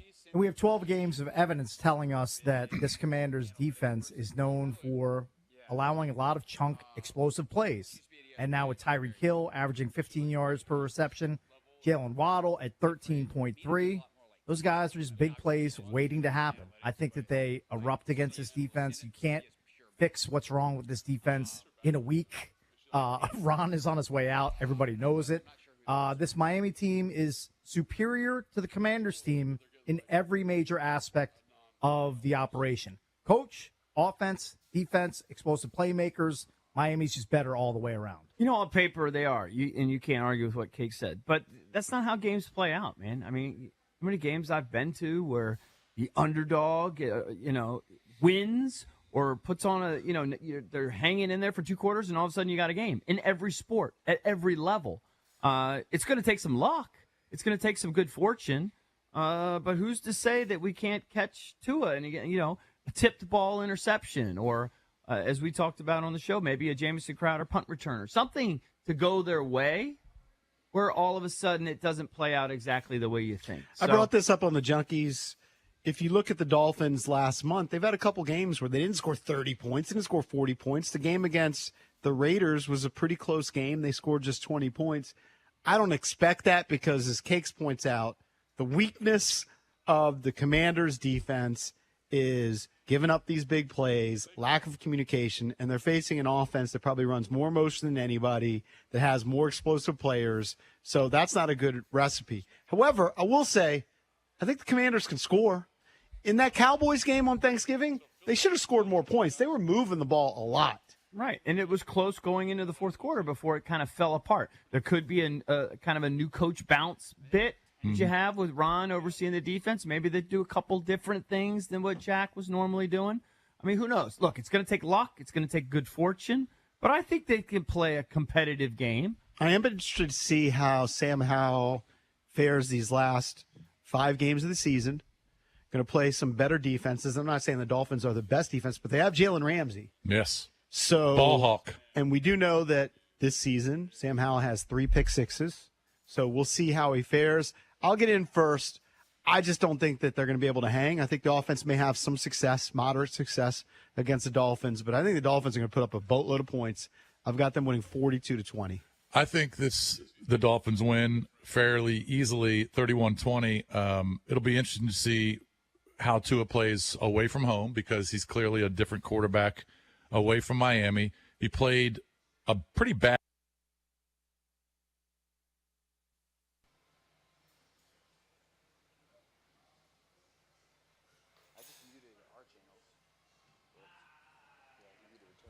Tyreek Hill, who's going to have another big game. I think you're going to see throwbacks to when enemy fan bases invaded the stadium. You're going to see some of that this weekend. I think there's going to be basically a home field advantage for Miami. Look and see how many people were wearing blue at MetLife last weekend when the Dolphins were on the road in New York. I think you're going to see the same thing here. I think the Dolphins are going to have a lot of fans in the building, and I think they take care of the Commanders relatively easily. I have the Dolphins winning and covering by a half point, 31-21. Got about 30 seconds. This week that Tua on the road isn't quite as prolific as he is at home. It's true. I think it's like an 8-6 touchdown interception ratio. I don't know. I think the Commanders can put up a fight. I certainly don't have the courage to pick them to win, but I'll take the Commanders in a relatively close game, 27-17. You mean you'll take the Dolphins? I'll take the Dolphins in a relatively close game, 27-17. All right, that's how we see it in this Commanders matchup against the Dolphins. Back to you, boys. All right, thank you very much, JP and company. All right, Logan. So, it's funny because we were listening to those guys, and it's like, the talking points for everyone are the same over the next couple of weeks. And I guess the quick question I would have before we get to tail of the tape next is, how much can some of these things change? Like, how much of this stuff is written in stone? Right, versus and I think the biggest one is Sam. Right, yeah. I think Rivera's fate is probably sealed, unfortunately for him, in a way that is not great. Bieniemy's fate is, there's nothing. I mean, obviously there's stuff he can do, but it's going to depend on who the next head coach is. Right. If Ben Johnson or one of these other offensive minds gets hired, they're probably not keeping Eric Bieniemy. If it's a defensive coach, then I think Eric's chances of staying are significantly higher. Sure. But for Sam, how much can he really change the narrative, the evaluation, not even the narrative, the evaluation over the next 5 weeks? Well, I think the one things that everyone's talking about is I want to watch Sam. And you're looking for a certain level of consistency. Yeah. When you're there, when you're the guy, when you're Tom Brady, Peyton Manning, Jalen Hurts, Josh Allen, name your guy. Josh Allen, not very consistent, but you get my point. Yeah.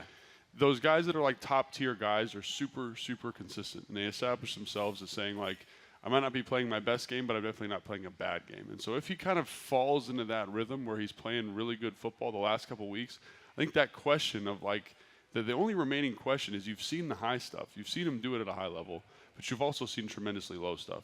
Is, can you find a certain level of consistency from him? And if they do, I think they'll probably win some more games than they'll lose. But that's what I'm looking for. And that's ultimately what the second people say, stop talking about Sam, because they know what he's going to bring, is the time where I think you have your answer, if that makes sense. Sam is this. I don't care what Sam does anymore, because he's going to do this all the time. All the question about whether – you were talking about Jordan Love, right? There's still a question, because he's new, and all new players, there's a question about how good is he going to be. He was really good the last 2 weeks, but the week before that he was terrible. Even Trevor Lawrence to a certain extent. Sometimes you see this flash of, top 2 quarterback in the NFL, and you see him kind of fall back into that, 8, 9, 10 range. And it's where is that consistency at? And so young quarterbacks, that's an issue, and that's a question. But for me, the one thing that is totally malleable and changeable is if Sam comes out and plays high-level, consistent football for the last 5 games, I think he emphatically stamps it and says, like we talked about with Kevin, do your quarterback evaluation. Of but course. Here is my resume, and you probably don't need to draft a quarterback, because I'm the guy. It's going to be hard to beat that, and what you'd expect to get next year and possibly even for years to come. All right, when we get back, so one of the ways you become consistent is you get the ball to your best players. Terry McLaurin's targets are fairly high these last couple of weeks. His catches and his production, not so much. Where's the disconnect? We'll dive into that and a little bit more on the offense next in the tail of the tape. We'll go around the NFL at 11:30 here on the Take Command pregame show.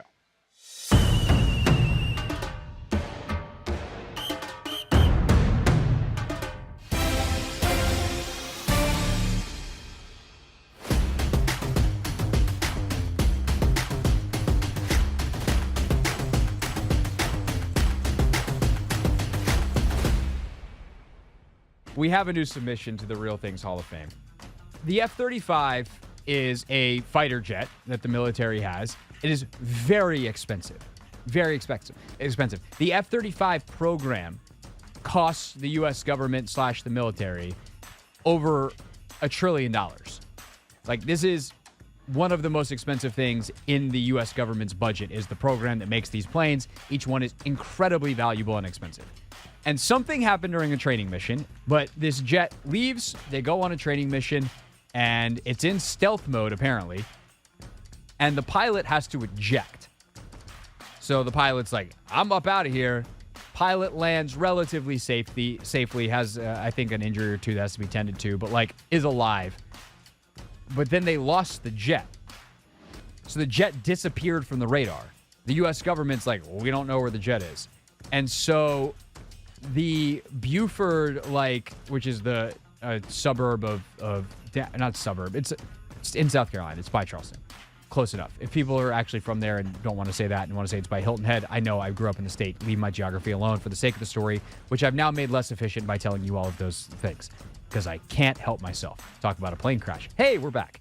So the F-35 gets essentially lost, and they're like, I don't know where this very expensive warplane went.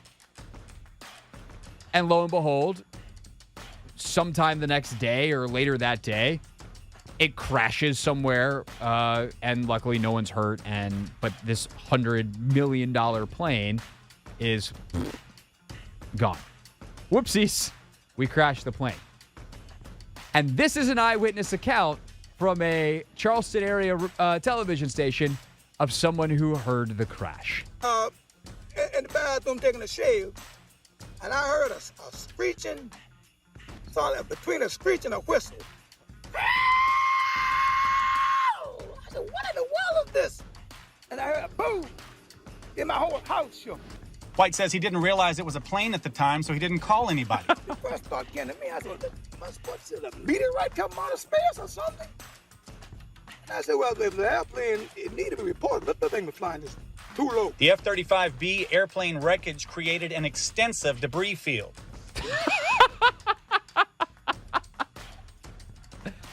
That voice, we gotta get a drop for the voice because it might be better than Steph Curry. I was gonna say, I feel like we have to do a comparison. Can I pull this off with? Yeah, okay. So I had to compare or see if I had enough channels on the board to do this. But we got Steph Curry here. We got Charlie Brown here. And we got our mans here. His is better, though. I think his is the best one. His is definitely, it's not quite Charlie Brown. It's definitely close to Steph Curry, though. Yes.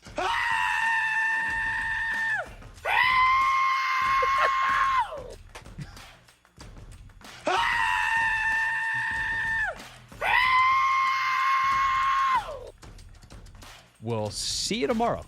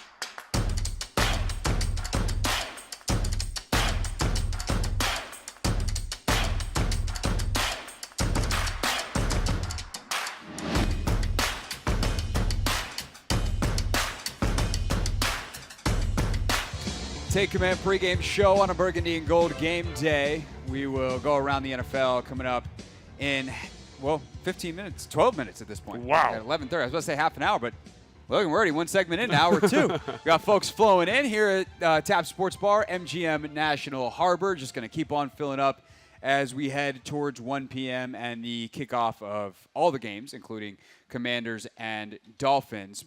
So 11:15 time for Tale of the Tape. We want to focus on Terry McLaurin for this Tale of the Tape.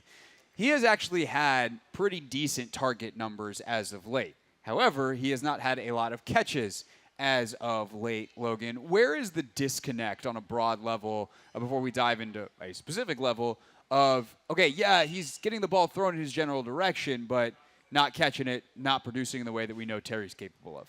Yeah, and I think this is like it's a really complicated question, one we could probably spend a lot of time on. And so what I'd say, just to start off, is I do think that Terry, at his core, you got to kind of know what the player is. And he's a guy who is a solid route runner, not a great route runner. He's not overly big. He's not overly fast, while being fast and physical to catch point, all those things. So that leads to him kind of being more of a contested catch style of player. And so there's not going to be a ton of separation. And when there's not a ton of separation, the windows are a little bit tighter. But he's been successful at points of his career doing that. And so 1,000-yard receiver every year of his career, et cetera. That's fine. But I also think there's been a little bit of miscommunication issues, like between Sam and Terry, in terms of how to maximize some of those targets that he's traditionally been very good at. So what I mean by that is, like in the Dallas game, for example. By the way, where he had 11 targets and just 4 catches. Right. So he's getting pressed on the outside, and he's getting pressed. He's running a hitch, and it converts to a go versus certain coverage.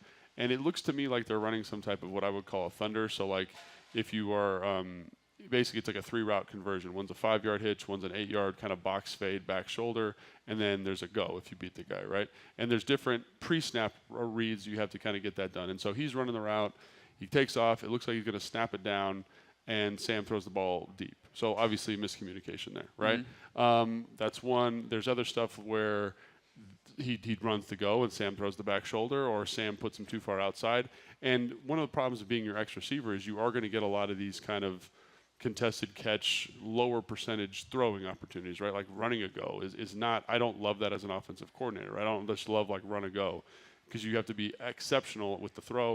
You have to be exceptional with the receiver. So I do think they're still, Sam and him are seemingly still working through some of that chemistry, which is leading to, A, it's a difficult throw, B, there's adjustments by both players that they're not always synced up, and C, like the lack of general separation from Terry can make that a little bit difficult on the quarterback. So I think it's kind of a combination of all those things, and I think schematically we need to acknowledge that he is put in these situations where it's difficult. Like you're asking him to win, but kind of by job description as the X receiver, that's what you should do, I guess is what I'm saying. Right. So like what's the difference between, for instance, to go back to that Dallas game, it said he has got 12 targets, 11 targets. Curtis has basically the same number. He's got 9 catches. Some of that is, alignment. Some of that is skill set, chemistry. Like what is it that he and Curtis and Sam are on the same page, where Terry, these are much more difficult attempts? Well, I think, the opportunities that Curtis got, he's got 2 screens in there, 2 tunnel screens. Those are a really high percentage. He's got kind of what I would call like a big out, where he's, gets to inside stem. He's kind of isolated, working his own show there. Ends up being a big completion for him. And you see a little bit of route running nuance and explosion out of the break that, again, Terry's a good route runner, but he lacks that kind of elite twitch that Curtis has in those situations, so able to get a completion there. There's a scramble play, where 2 of those where Curtis gets the like, it's not like totally game planned up for Curtis. It's a little bit serendipity. So I do think that's another thing is like, when you play in the slot, I think you get better matchups and you get better opportunities. You get routes coming in closer proximity to the quarterback, which is very, very helpful. So there's a lot of things that his usage pattern in that game allowed for that meant more production. You know what I'm saying? Mm-hmm. As opposed to Terry, who's going to be your X receiver. And so I think Stephon Gilmore, all-pro level corner, as opposed to the slot guy. Correct, yeah. And I think even with Curtis, he's going to draw the other corner, even when it's not the slot guy, even when he's playing Z and he's playing outside, he's going to draw still a pretty favorable matchup. So I think there's an element of that too with the game plan and the receiver specifically. So, and I do think like there are opportunities to kind of to maximize Terry maybe in a different way through game plan and find some of those opportunities like we saw in the preseason with him. But that can be challenging in the flow of a game too. How much are the struggles of Jahan Dotson and Terry related on some of these things? Yeah, I think that's a really good question. It's something that we should probably take a deeper dive on, maybe on the podcast. Yeah, I was going to say, well, we do have a bye-week podcast that we need to do this week, so perhaps that could be a study case that we do. Because when I look at it, I kind of say to myself, are you like when you watch Miami's offense, right? Like there is so much time and energy, and when you watch San Fran's offense, so much time and energy into making sure you maximize touches, you maximize the space for the receiver. You're using play action or using route distribution to attack defenses in a very specific way, and that's where the ball should go. And so you can kind of formation, and get your best receivers in those spots, and it breeds a sense of confidence that knowing this is my opportunity, the ball should be coming to me. If I run a good route and we get the look, I'm going to get the football. Here, I do think that there is an element of like this straight drop back where we're just reading concepts out, where you don't know who's getting the ball all the time. You don't know whose opportunity it is, and that can be challenging for receivers, especially ones who are used to a certain like a high target volume. Yeah, it can be very, very challenging for them. Like for me it was easy because I knew that I'm not getting the ball that often, so I'm going to run every route as hard as I can because that's like my job description. Right. For guys that are used to high target share, they're not used to running routes and not getting the ball. And so I think that is something that you have to learn as a skill to say, hey, I'm going to run this route, understanding that Sam's going to read it out and I could get the football. And when you watch Pringle in the game, for example, he's been in this offense before. I think he understands that. He understands like his role in needing to run every route as hard as possible because that opens stuff up. And understanding, right. And I think there's also an understanding of the why of the concept in a way that those other guys don't have. Because he knows that, hey, like on this, when I'm the angle, this feels like a clear out, but if that safety bites the corner, I'm going to be wide open for a big play. And the other guys might not see it that way yet because they're not familiar with the offense in the same way that he is. They haven't experienced it. 100%. They've run that angle and not seen that happen. Pringle has. And Terry's mentioned that. Terry's mentioned there are times where you watch Kansas City film and you see them hitting concepts because Patrick Mahomes understands, right? And right. Here, Sam doesn't have that same level of understanding yet because he's still learning and growing in the offense. So some of those opportunities, which are big plays, don't show up quite the same way. For sure. So within the context of this offense, understanding that they're not going to all of a sudden be like, actually, we should run Miami's offense. That's not how this works. One, do they need to try to get Terry and Jahan more touches and be a little bit more efficient with those targets to be more successful? And if so, how would they do that? Right. So I think one of the things that sticks out to me is like we've found like what Terry does well, and he runs slants really well. He runs hitches very well. And I like that EB has leaned into running more slants with Terry, especially in critical moments, getting him touches that way. But I also think that, again, when you watch Houston, when you watch these offenses, like, are there ways where we can get him in a bunch, get him a better release, kind of make some noise in terms of him having – because I think much like with the defensive line, if I just said, hey, go beat the offensive tackle, you should win probably – I don't know, if you're good, probably 4 out of 10 times consistently, right? And if you're really good, maybe 6. But it's hard. It's hard to consistently do that, right? And I'm talking in a true one-on-one situation, right? This is not in the context of a game. But it's the same thing for a receiver. If I just say go win this route, that's while that is part of his job description, I'm not maximizing him as a coach. Right. So I'm making his job as easy as I could. So like we talked about motioning, we talked about formations, and there are times where you see him get touches like that. I'm trying to think the first game of the year, they kind of long motion. Terry's in the slot to the left. He motions it to the right.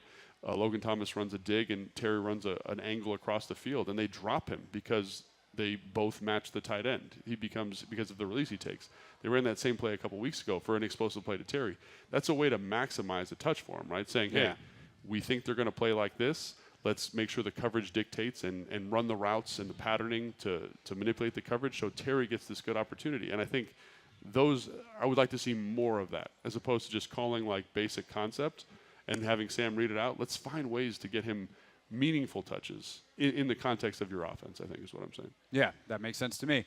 All right, that is our tale of the tape. If you want more tape breakdown, make sure that you join us for the Take Command podcast. We're out 3 times weekly. Our tape breakdown comes out on Wednesdays, so we'll take a look at this game on Tuesday and then have it ready and packaged up for you by Wednesday morning. Subscribe to the Take Command podcast wherever you get your pods. When we get back, we will go around the NFL. Great slate of games, including one that is highest on the marquee.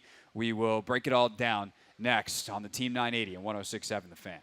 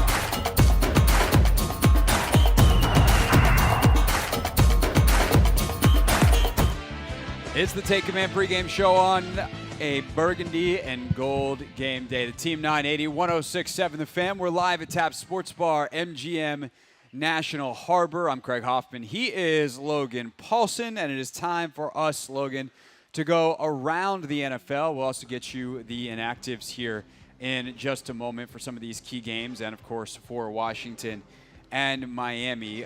But we will start with just kind of a broader look on the games in general. Colts and Titans. Dude, Titans 6-5 though. Colts 6-5. Titans 4-7. This game actually really matters for the top of the AFC South. Obviously, it also matters for the AFC wildcard spot, as the Colts currently are in the playoffs, I believe, if I'm remembering correctly from looking this week. Can Gardner Minshew and company go on the road to Tennessee and get this thing done? And I will say Tennessee, their home road splits this year are absolutely insane. Like at home, they're undefeated or something like that, and they win by 10 points. And on the road, they're terrible. So it'll be interesting to see if that holds up against a pretty good Colts team that I think is playing better than expectations. They just can't catch a break though, because like every time they start to get rolling, something else happens. Jonathan Taylor now likely out for the rest of the year, but Zach Moss played well. Pretty darn good backup. Yeah. So we'll see on that one. Yeah, and I think that'll be a fun game to watch. I think I always like watching the Titans. You know me. I think Derrick Henry's playing. Which is funny because you're the only person that enjoys watching the Titans. I know, but I don't think Titans fans enjoy watching the Titans. In fact, I specifically think Titans fans don't enjoy watching the Titans. There's a Titans fan in the office, and he hates watching the Titans. I just think so. Right now, it's not fun to watch them because of all of the kind of nonsense associated with the team. Their offensive line's bad, but Derrick Henry's playing some of the best football of the last couple of weeks. I know statistically it hasn't been that way, but forced missed tackles, yards after contact, all there. And then, anytime you got a young quarterback who's got the talent of Will Levis, you got to check him out. So I think that's what I find compelling about that. But I do think the Colts probably win that football game. Chargers and Patriots. I don't know. We need to spend a ton of time on this one. Why not? I'm just kidding. Bailey Zappi starting. Yeah. Malik Cunningham has been activated, so we could see another quarterback change. How many screens do you think they run, the Patriots? The limit does not exist. How many offensive plays are they going to run? Yeah, sure. I mean, I think they're going to run the ball about 40 times and throw 15 screens and 5 dropbacks. And lose 28-0? Yeah, well, I mean, the Chargers, so it'll be a one-score game. That's also true. Chargers just 4-7 on the year. Certainly seems like Brandon Staley's. Is Allen hurt in this game? Is Allen playing? Do you know? I think he wound up being okay, but let me double check. He's got like a hamstring or quad injury, yeah. So I mean, obviously he is their offense at this point. So if he doesn't play, like, what do they do? Would be my question. Yeah, he was listed as questionable. Tell you what, we'll when we get the inactive list in a moment from around the league, I'll follow up on that. Yes. Lions and Saints. In fact, I'll try to find that right now. Lions and Saints. You talk about this game. I'll just mention that the Saints offense has been terribly disappointing this year, and the Lions defense is the worst defense in the NFL points per game wise since week 7. Yeah, so obviously the Lions not playing great defensively. I think the Saints are fun to watch offensively until they get to the 20-yard line, and then they just become totally inept. And if I'm saying, why don't we just give the ball to Taysom Hill a little bit more in the low red and kind of find ways to get him touches? But the Lions offense is going to be super fun to watch. It always is. And again, he might the offensive coordinator there, what's his name? Ben Johnson? Yes. Might be the head coach here soon, or might be up for an interview soon. So I think that game will be fun to watch for Washington fans to kind of see who the future play caller here could potentially be. And I think the Saints are a good football team. Defensively, they're good. Offensively, they're good. Again, just can they get their red zone stuff figured out?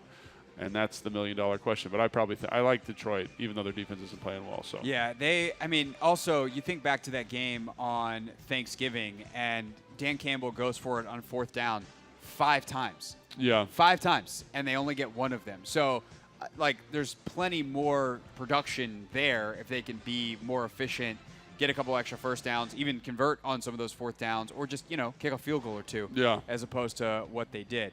Let's see. Keenan Allen is active versus the Patriots, by the way. So, bad news for them. Good news for the Chargers. Falcons and Jets. This one feels fairly ugly. This is also a very Logan Paulsen game. I like the Falcons. I was surprised at how infrequently the Jets are running the football, considering all the quarterback problems that they've had. Their offense is bad. This game, though, good candidate to be over by 3:45 kind of game. Ton of running the football, not a lot of offense that you expect to be good in this game because the Jets' defense is still balling. Yeah. But obviously, that's a great point. Obviously, Atlanta is trying to figure out what they got offensively and how they can make it work with Desmond Ridder, and it's been such a mixed bag this year. 100%. I think when he runs the football a little bit more, especially in the design quarterback run game, that offense gets considerably more dangerous. So I would probably lean into that a little bit more if I'm Arthur Smith, because I don't want him throwing the football too much, especially this Jets defense, like you said, which is very, very good. Not only do they have an excellent pass rush, they're awesome in the back end. And if they had any type of offensive support, this would be a much, much different game. But I think the Falcons, I want to say they're turning a corner, but they're very much like Green Bay for me. It feels like they're turning, and then they have this really bad regression game. So is this a regression game against a good defense? Possibly. But I do think that team is so close to being good. They're like if Kyler Murray was there, if Kirk Cousins was there. Oh, yeah. Put anybody you want there, they'd be awesome. It's just if you can get a top 20 quarterback there. Especially with Arthur Smith and the way he calls games, the way he thinks about football, and all the stuff he puts on the quarterback position. Yeah, man, that would be really, really dangerous. But, they don't have that. They got to kind of, figure stuff out with Desmond Ridder. But I'm rooting for the Falcons, let's say, in that game. Yeah.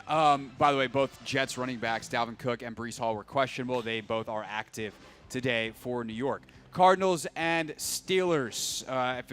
If this wasn't going to be hard enough for Pittsburgh or for Arizona on the road, T.J. Watt and company and the Steelers, as they have been defensively the last couple of weeks. Minka Fitzpatrick finally back for Pittsburgh, ready to go with that hamstring injury. Kyler Murray makes his team more fun to watch. Yeah. I don't know if they're good enough to really compete with the Pittsburgh team that typically finds ways to win no matter what, and obviously has a better roster today. Yeah, I'm totally with that. And I also think the other interesting story there is, can the Steelers offense continue to be good like they were last week, or relatively good? Can they throw the ball over the middle of the field? Can they find easier throws for Kenny Pickett? Because statistically, he does some good stuff. It's just about maximizing what he does since they fired Matt Canada. So while that game not super compelling because the Cardinals, like you said, are not very good, I'm curious to see if that Pittsburgh offense can continue to develop, because if they can, they could make some noise in the playoffs. Yeah, and of course now I double-checked this, and Minka Fitzpatrick, let's see, is back today. Okay, so I thought I just saw an inactive that he was, but that was a couple weeks ago. Google, come on, be better. But Minka Fitzpatrick is good to go today for Pittsburgh. Broncos and Texans, low-key. Good game. Second best game of the day, maybe, behind, the big one. Yeah. 49ers-Eagles that we'll talk about in just a few moments. But Broncos and Texans, Broncos riding this massive winning streak. Texans, one of the most surprising and exciting young teams in football with C.J. Stroud.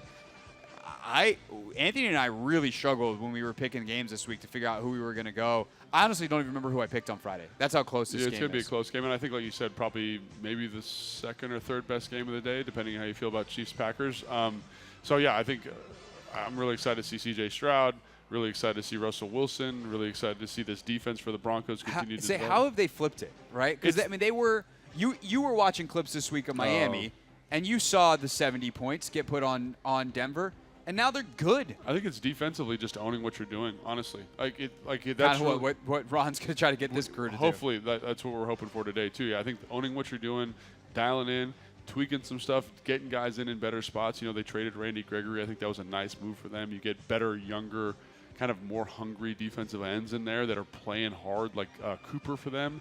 There was a clip that I watched a couple weeks ago of them against the Bears, and he looked like an absolute maniac, and I was like, that's the kind of energy you need. And I think that those types of decisions are big.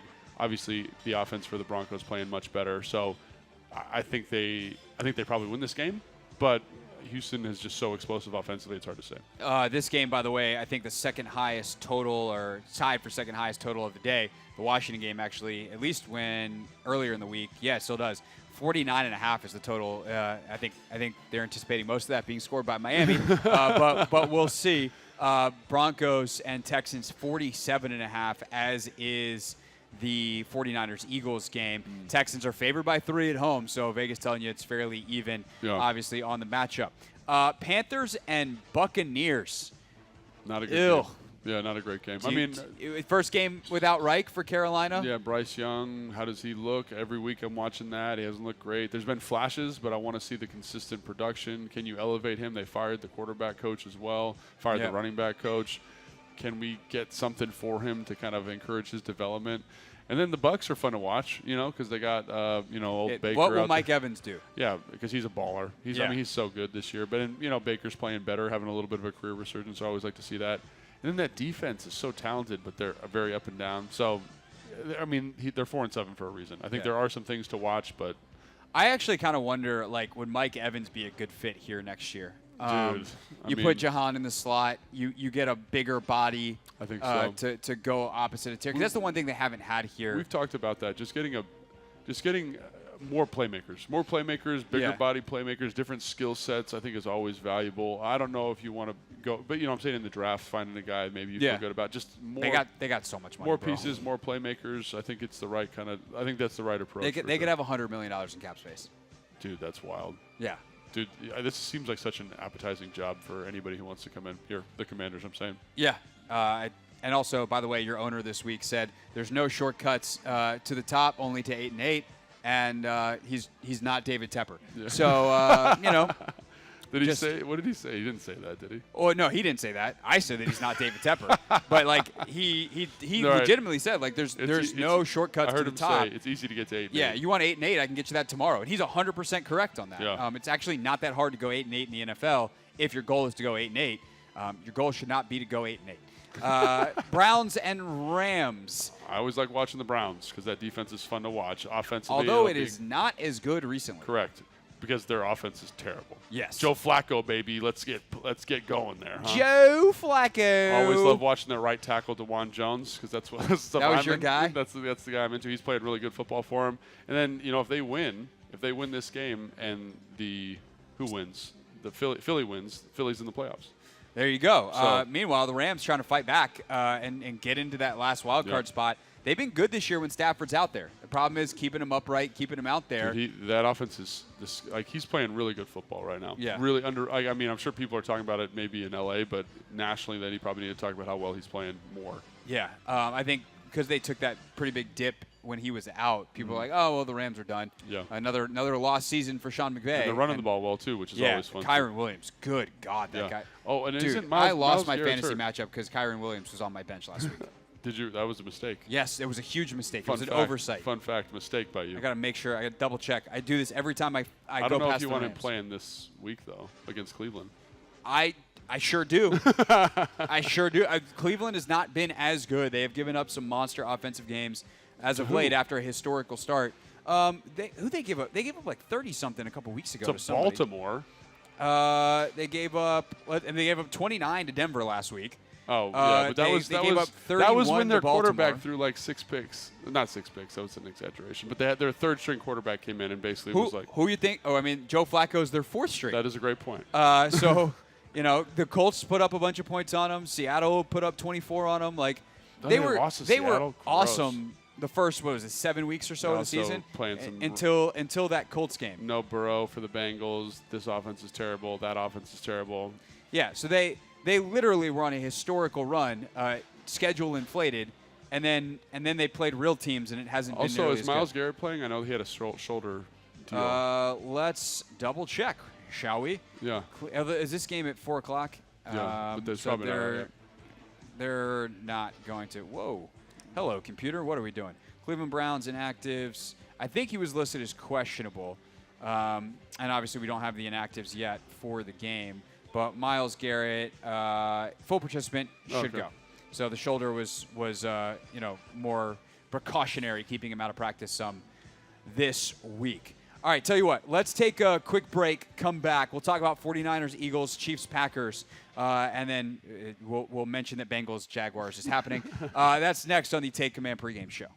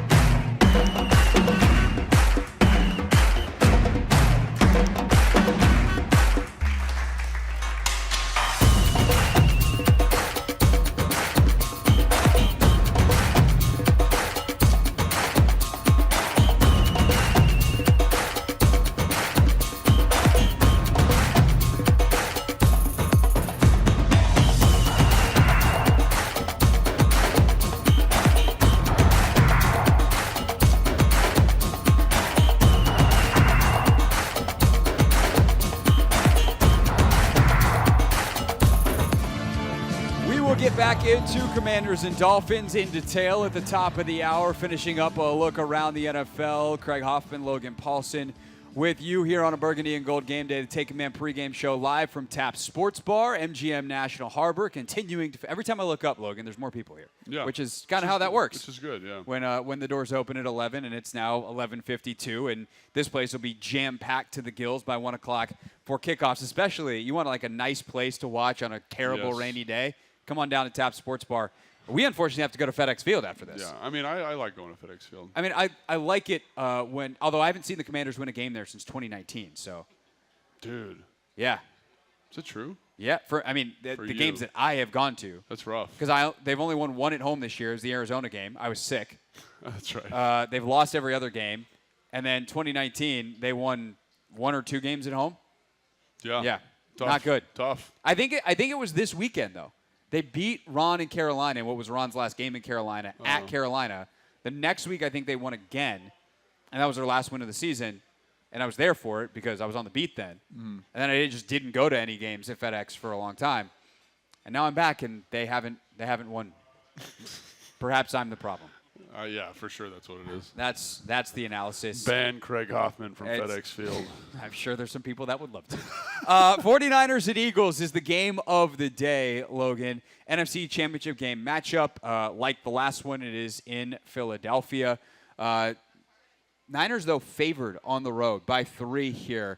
Third game in 13 days for Philly. It is a tough, tall task. They also played an overtime game last time out. Yep. San Francisco's coming off the mini-bye. I get why the Niners are favored here, but it just feels like the Eagles always find a freaking way to win. Yeah, but at some point it's like going to be a war of attrition kind of. You know what I'm saying? Like they've just played so much football the past couple days, or past like 2 weeks basically. Yeah. That Bills game, there's got to be an emotional letdown at some point. I also think there's just a math element where it's like, is this team really about to go 16-1? Yeah, no.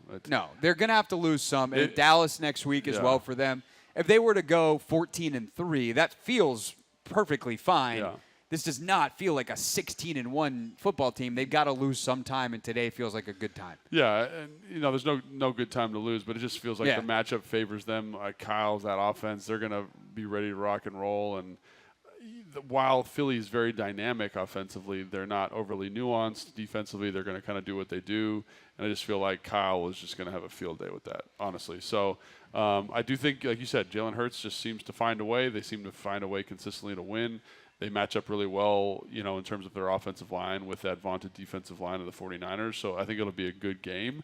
But I just think the 49ers are kind of hitting their stride. Trent Williams healthy, Deebo Samuel healthy. I feels think like a San Fran game. I think a key for San Fran today is don't let this thing be close, because if it's close, the Eagles will find a way. Yeah. You got to put this thing away and have it be a 2-score game in the fourth quarter where, Jalen's got to drop back a bunch against that defense. And, he'll throw a pick or two in that situation. Historically, he doesn't wind up in that situation very much. I think he's 30-5 now as a starter. He wins football games. Yeah. And are wins a quarterback stat? Of course not. But when it's that dramatic, clearly he's got a pretty big role. Something to do with it. In that. Then quickly, the final 2 games of the weekend, Sunday and Monday night, Chiefs and Packers. Kansas City 6-point favorites on the road at Lambeau. Yeah, and I think this one, if Green Bay plays like they played on Thanksgiving, and maybe the week before, I can't remember exactly which game it was, but Christian Watson's playing better, Love's playing better, that defense stood up and did some really dynamic things. So I think there are some cool opportunities here for this to be a competitive football game if you get that version of the Green Bay Packers. However, if you get kind of the up and down, inconsistent. If those were the ups and now it's time for a down, then it's going to be a bad game. I also think that, unfortunately for Green Bay, Kansas City might have figured some things out last week. Maybe. They finally scored in the second half. Offense looked better. The defense still looks as good as it has. The defense has carried that team all year to their 7-3 record, and the offense showed up last week and got them to 8-3.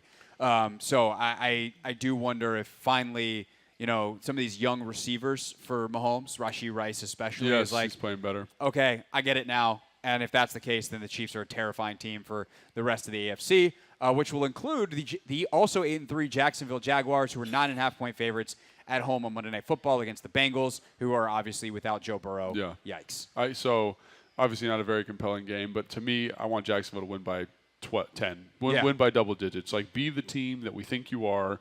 win this game. I feel like how many times have we watched them just kind of like too many sleepwalk through a game, win by 10. It's like have this be a decisive victory for you. Look sharp, play good football, and look like one of the best teams in the NFL. Like that's what I want to see from them this for game. sure.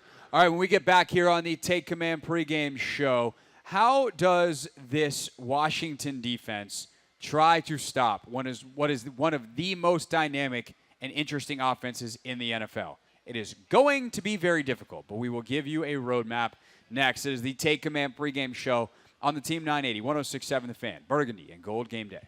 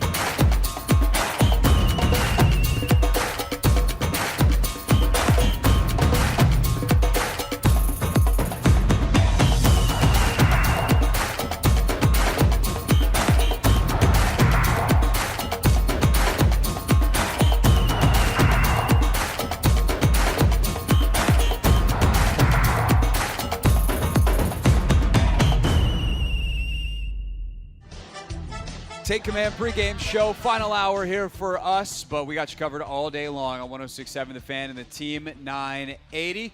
Denton Day, Linnell Willingham will have the Burgundy and Gold Game Day live show coming up following us during the game, obviously. They'll join us towards the end of this hour for predictions and such, but Logan Paulsen, it's time to get back into the details of this one. The Miami offense is as potent of an offense as we have seen in recent NFL history. They have so much talent. Schematically, McDaniel and company do a tremendous job. And obviously, they do a lot of stuff that this Commanders defense has been bad at stopping this year. They generate explosive plays. They run the football extremely well. There is so much to talk about.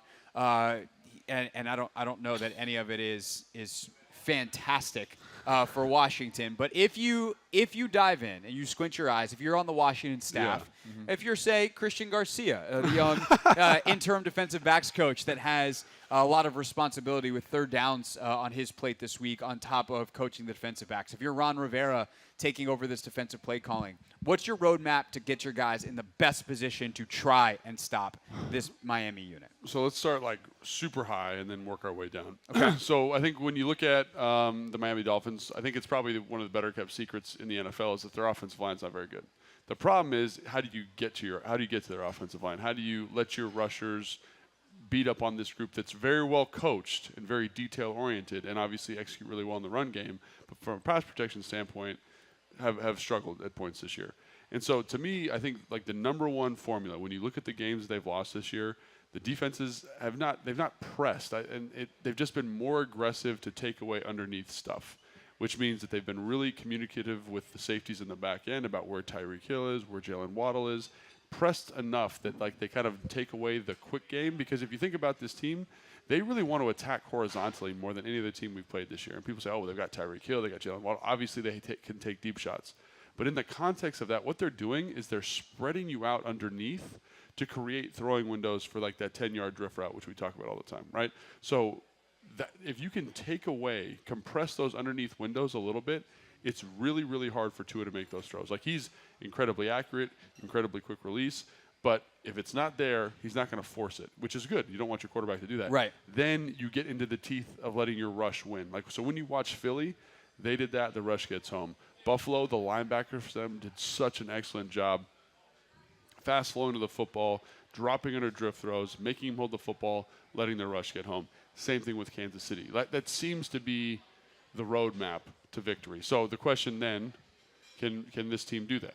Right. I think they can do it. I think they are talented enough to do it. The question that I am having a hard time with is, can you get that philosophy installed in a week? And that's where like Christian Garcia becomes really like a big focal point of this, because everyone you talk to in the building talks about how impressive he is, kind of in the same way you would talk about a guy that could be a defensive coordinator or a head coach one day, which I think is very, very telling. So obviously he's a great communicator, great teacher, intuitive football mind.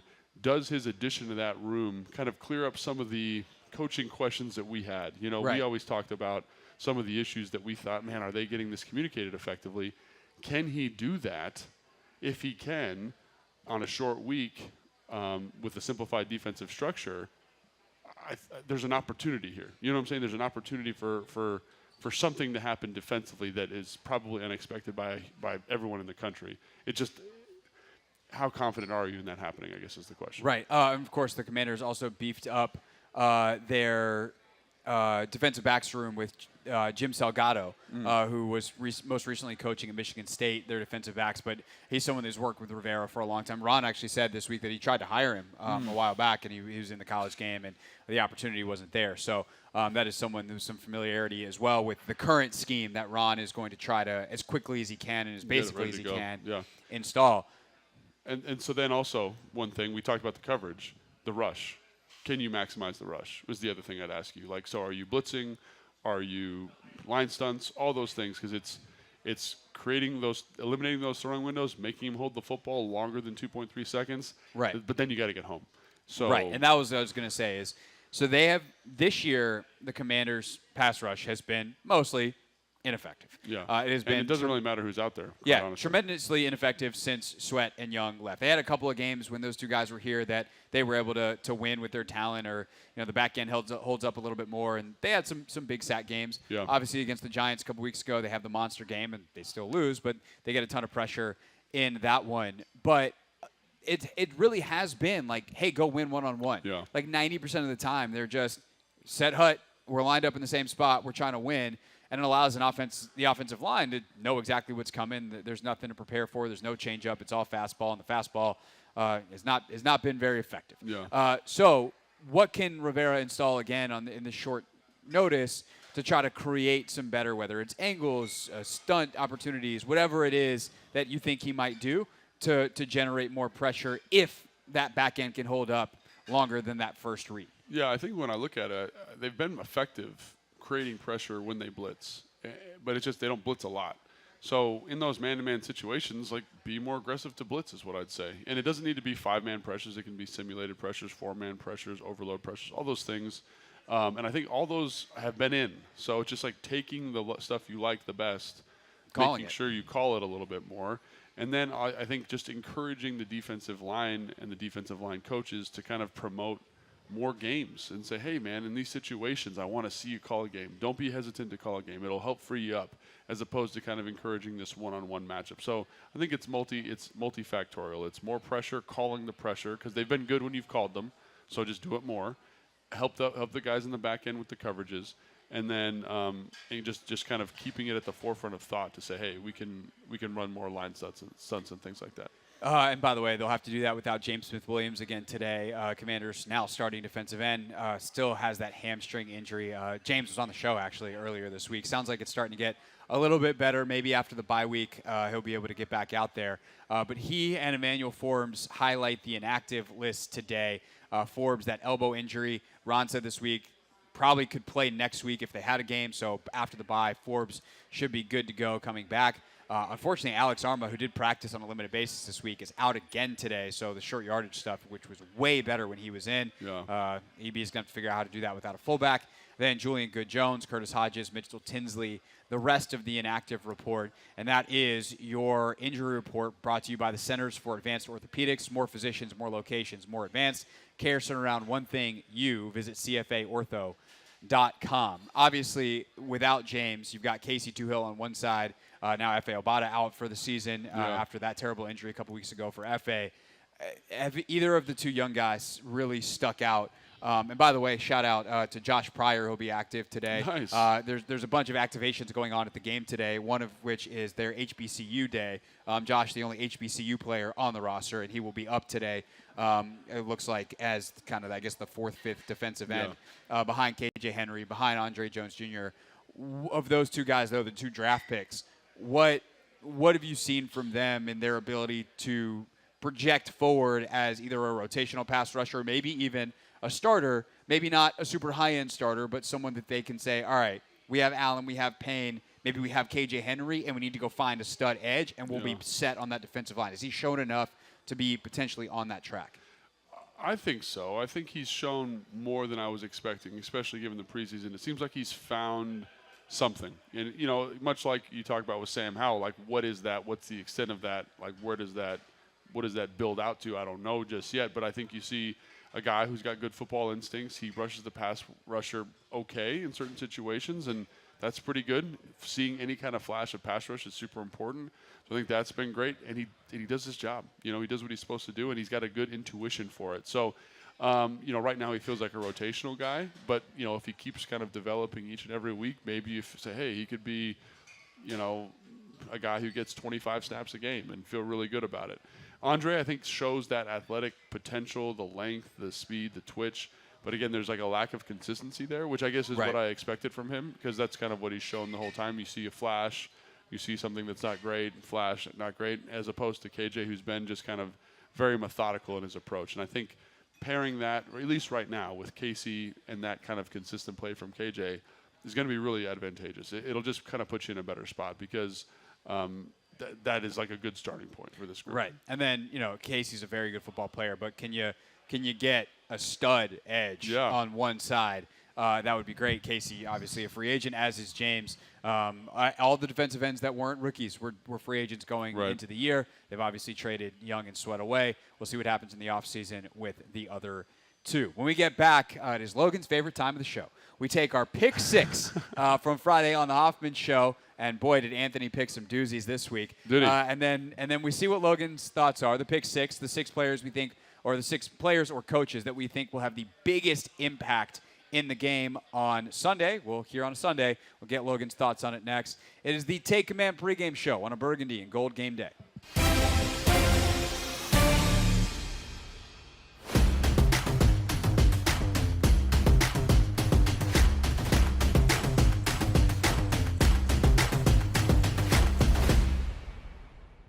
We have a new submission to the Real Things Hall of Fame.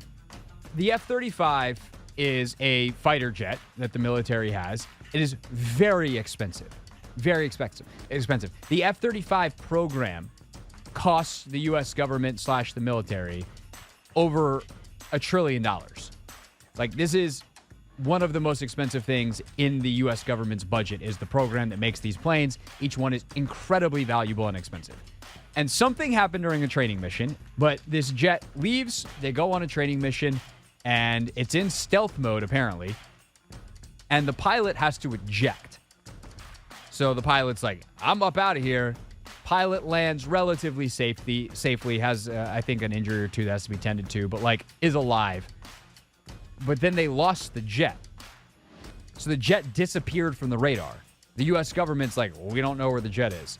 And so the Buford, which is the suburb not suburb, it's in South Carolina. It's by Charleston. Close enough. If people are actually from there and don't want to say that and want to say it's by Hilton Head, I know I grew up in the state. Leave my geography alone for the sake of the story, which I've now made less efficient by telling you all of those things because I can't help myself. Talk about a plane crash. Hey, we're back. So the F-35 gets essentially lost, and they're like, I don't know where this very expensive warplane went. And lo and behold, sometime the next day or later that day, it crashes somewhere, and luckily no one's hurt. But this $100 million plane is gone. Whoopsies, we crashed the plane. And this is an eyewitness account from a Charleston area television station of someone who heard the crash. In the bathroom taking a shave, and I heard a screeching, between a screech and a whistle. I said, what in the world is this? And I heard a boom. Then my whole house shook. White says he didn't realize it was a plane at the time, so he didn't call anybody. The first thought came to me, I said, what's it, a meteorite coming out of space or something? And I said, well, if the airplane, it needed to be reported. Let the thing was flying this too low. The F-35B airplane wreckage created an extensive debris field.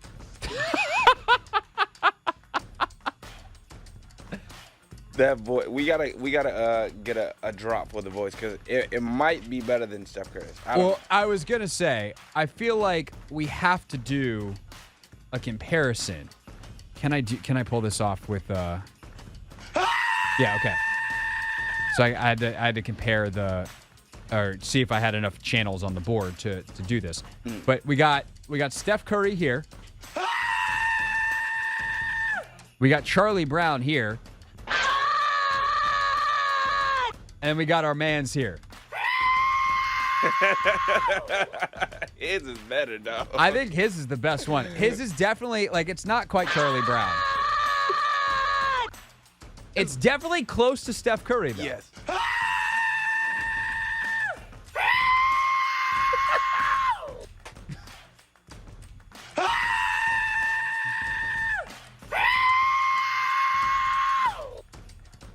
We'll see you tomorrow.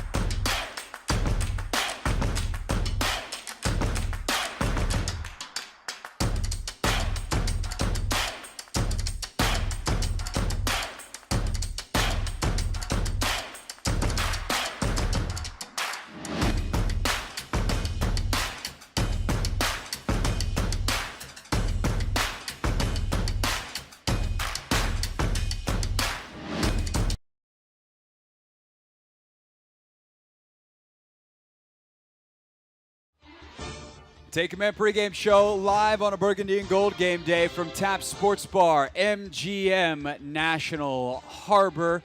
Before we head out to FedEx Field, we'll have their virtually first Logan coming up in 15 minutes. Grant Paulsen will join us, and then Logan and I will head out there where we will watch the game and then ultimately do the Take Command post-game show tonight live on YouTube at the Team 980 at 106.7 The Fan. You can catch us about 90 minutes after the final whistle. I'll be in the press conferences, the whole dealio, and then Logan and I will get up in a broadcast booth, set up our cameras and our microphones, and talk about the game no matter what happens today. Now, on Fridays on the Hoffman Show on the Team 980, you can listen live 4 to 7. Also stream that, by the way, on the Team 980's YouTube page. We, at 6 o'clock, pick 6 players that we think will have the biggest impact on the game. We, being myself, Craig Hoffman, that's me. It's the Hoffman Show. I host it. Very original name. Do you? Really? Yeah, Wow. I know. It's crazy. That's pretty cool. And then Anthony Haney, my producer. We alternate. Anthony picked first this week. We call it our pick 6 at 6, Logan. And Anthony went very bold with his first pick. Because we take I'm just looking at the list right a now. look at is he this odd? list. Is he odd? He's the odd numbers of guys in front of you. Yeah, we then run it past Logan at 12:15 here on Sundays, and the first one is Ron Rivera. Wow, the defensive coordinator and head coach this week. Seems rather important. Not exactly a bold pick. No, but he's not wrong. I mean, Ron, yes, has a big role in this game. Obviously, calling the defense, simplifying it like we talked about, getting guys on the same page. You know what's funny is I think at this point Anthony's just trying to make you proud, and every time you pick EB, you're like, yeah, that's a great pick, Anthony. So he's like, what if I pick the other coordinator? Did I say it was a great pick? Pretty much every time. You're like, yeah, absolutely. I mean, I say that a little bit facetiously because obviously the coordinators are super important, right? And so Ron this week, and I guess Ron, I cut Anthony some slack this week, right? Yeah. Because it's Ron's in a new role. Sure. They're doing new things.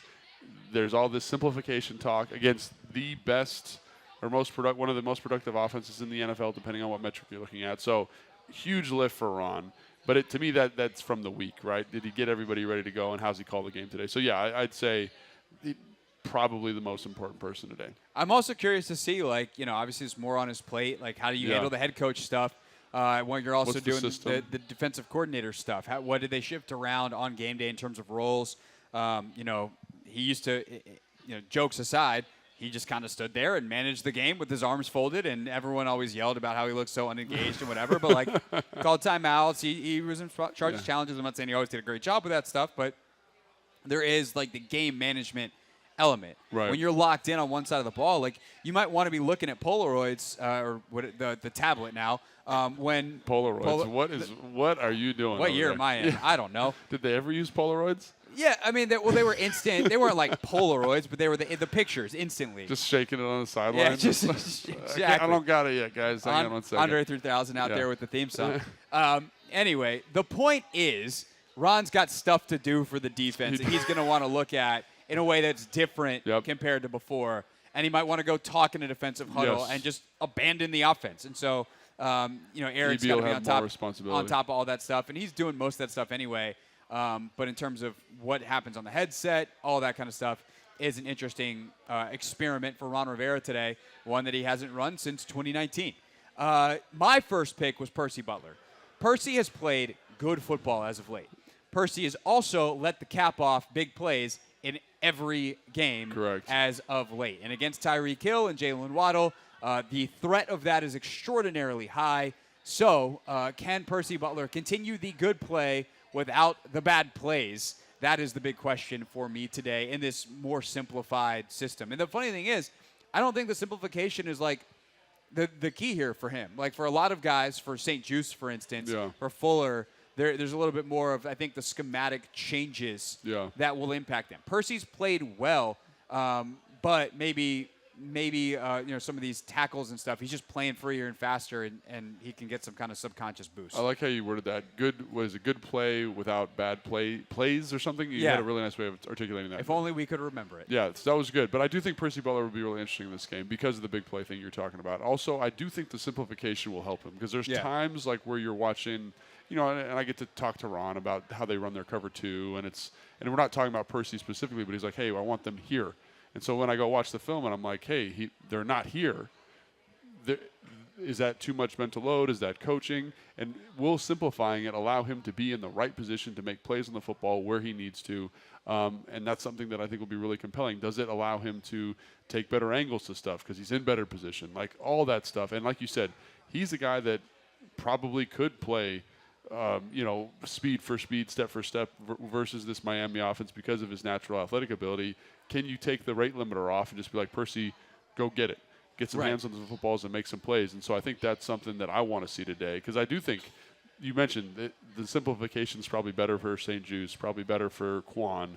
But maybe like the big play he gives up last week, where he's playing corner and it winds up being a post. Yes. Something like that. Because he's like, I know all my rules and I know that I have to be here. So that's what I'm kind of hoping for is that it eliminates some of that indecision for him, and because of his speed and athleticism and skill set and his general mindset. Like when you watch him play, I love watching him play because he's fast, he's aggressive to the football.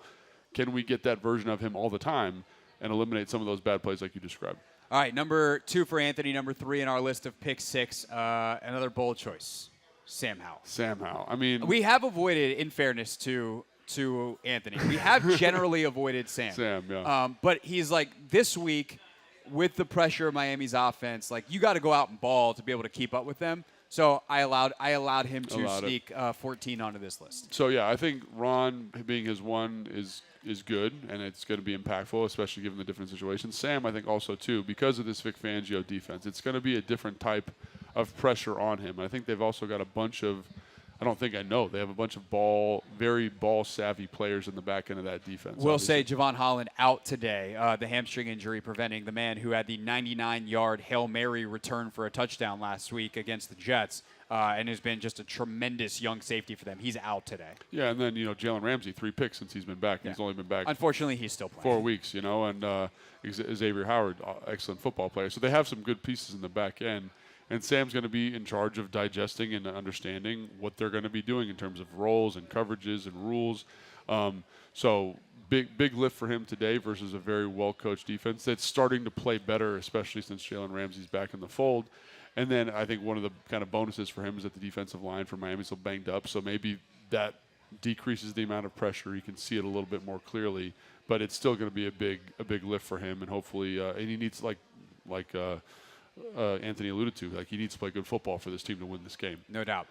Which is where I said number 4 is Brian Robinson.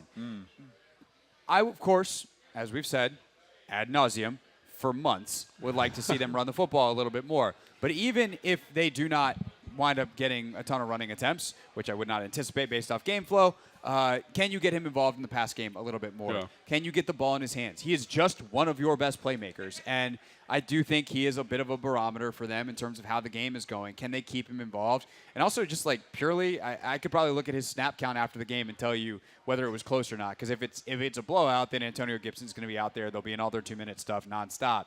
But you got to find ways to get Brian Robinson the football because he's just too darn good not to. No, I agree, and I think, like you said, we want to see him get more touches in the run game. But I think, like you mentioned, the playmaking ability is something that people aren't talking about enough. He's been maybe your most dynamic playmaker offensively, most consistent in terms of finding big plays. So find ways to get him touches. I think that that's a very reasonable expectation. He's running the ball well when he's seeing it well. And he's making explosive plays in the pass game. And so I want to get him touches in the screen game. Can we get him good matchups? I forget what game that was. I think it was against the Giants potentially. He's running a choice route and dices the guy up for a 17-yard game. Give him some opportunities like that. Don't sleep on his ability to be an athlete in space and catch the football and be dangerous down the field. So I like that one quite a bit. I would say also don't forget about Chris Rodriguez, though. He's been a forgotten man the last couple of weeks. And, part of it is they don't rush the ball a ton, but he's been good at it. And that game where he had the fumble, he was averaging 9 yards a carry. Yeah. He's been a very, very pleasant surprise in terms of his production. For sure. All right, and then Anthony's final. So we got the head coach / DC, the quarterback, and now we got the $70 million man, Terry McLaurin, on the we need some big plays theory, and Terry is the guy to do it. Yeah, and I don't know. He kind of falls in the Brian Robinson category of me, as you'd like to see him get more specific types of touches, right? You want to see B-Rob run the ball more. You'd like to see Terry get more kind of game plan friendly touches. I don't know if you're going to get that. So can he win matchups against this secondary? And that's the big question. You paid him like a number 1. can he execute like a number one? And I think that's a big question, and he's going to need to play well. So, I mean, I think he's drawing a really tough matchup, so I think the ball is going to go elsewhere, most likely. It's probably going to go to Logan Thomas, Curtis Samuel, Jamison Crowder, Jahan potentially, I think, because I think Terry's going to have a tough time with some of this stuff. Because I mean, Terry is a number one. Jalen Ramsey might be the number one. Yes, correct. And I think that's going to be a very, very challenging situation. I don't think they're going to match him. So can you move him around the formation and find good matchups? Again, I'd like to see that, but they just haven't done. Yeah, Howard's no slouch on the other side either, so it's going to be tough. My last pick and our last pick in this pick 6 and 6 was Jamin Davis. There's a ton of motion, a ton of misdirection, a ton of speed, obviously, in this Miami offense. Jamin needs to have a big day, and he's a guy that if he's allowed to just play free, play fast, theoretically he should be unlocked to be the guy that he's supposed to be. Yeah. So can this new defense under Rivera unlock him? And the other reason I picked him too is you need to get some turnovers today. You can't just go drive for drive. And Jamin has probably been their best playmaker this year, whether it's the forced fumble against Russ against Denver, whether it's the pick on Bijan at the end of the Atlanta game. Like he has been, they haven't made a ton of plays. He's made a high percentage of them. Would love to see him get back in that turnover category today. Yeah, 100%. I think you bring up a great point there. They have put the ball on the turf from a fumble standpoint 20 times this year. They've recovered the majority of them. They've only turned over 8 of them, but the ball is out. The ball is live. So, yeah, and when the games they lose, they do turn the football over. So can you capitalize on that? The first Buffalo game, couple picks, couple fumbles, totally changed the outcome of that game, right? So can you maximize those opportunities when the ball's out? And then Jamin and the linebackers in general are going to have such a big lift today. This run game's crazy dynamic.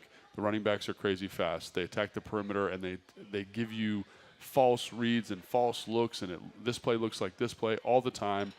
The play action works off the run stuff, and you have just to be so dialed in. I look at what Buffalo did with Milano and all those linebackers they have there, and they were excellent at stopping this stuff. Can we get Jamin and Cody and Kalik and Cam Curl when he's in the box to play like that? Because if they do, they give us a shot. If they can't, if it's too much window dressing, if there's too many different looks, it's going to be a long day for that group. No doubt. All right, that's our pick 6. We'll see how they do tomorrow, 6 o'clock on the Hoffman Show on the Team 980. When we get back, Grant Paulsen joins us live from FedEx Field.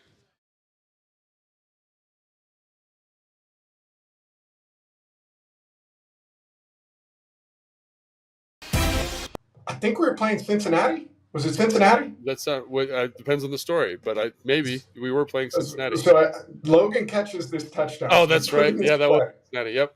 It was Cincinnati. So we put in this play, and it was like, I think we called it Hoss Juke or something like that. I can't remember what we called it in that offense, but Logan's on a seam, right? So he's our vertical threat, taking the top off the defense. Digging out, guys. We're talking in the week. I don't think we ever said it in the install with those guys, but they're like, listen, Logan's not even in the progression. He's taking the top off this thing. We're trying to work this little option route down. And they bust this coverage. And I mean, he is screaming wide open. I wasn't even supposed to be on the play. They were supposed to sub somebody else in because I thought I was too slow to run this route. Just for the context here for everybody. So he's screaming wide open. And I'm like, Matt, throw it at his back shoulder. You might hit him in stride. If you try and back shoulder him.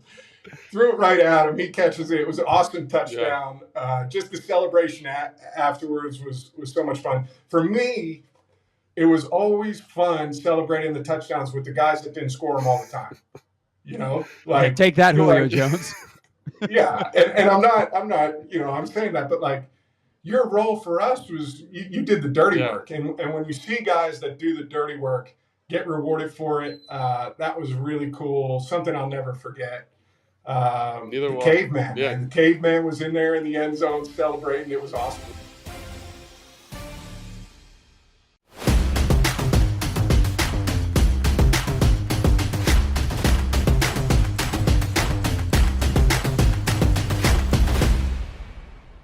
So there was this play where we call it like it was, what is it, 19 Zorro. So basically like versus a 3-4 structure with an outside linebacker who is Von Miller in this case, I would get help from the fullback, like on inside help. So I could be really aggressive on my reach, really violent to the reach. And so it was me and DY is a physical son of a gun. And so we take Von Miller and we put him, like, no joke, in the water cooler. Like, we put him way out there on the sideline. And we were like, this guy ain't nothing. Like, we're going to, we were so fired up. And so it ended up being like a 25 or 30-yard gain. So we were all fired up. And then Kyle's like, all right, let's come back to it. So, like, 2 plays later, we're running again, and we're running to the right. And I was like, oh, man, we are about to tee this dude up real quick. Just tune him up nice and good.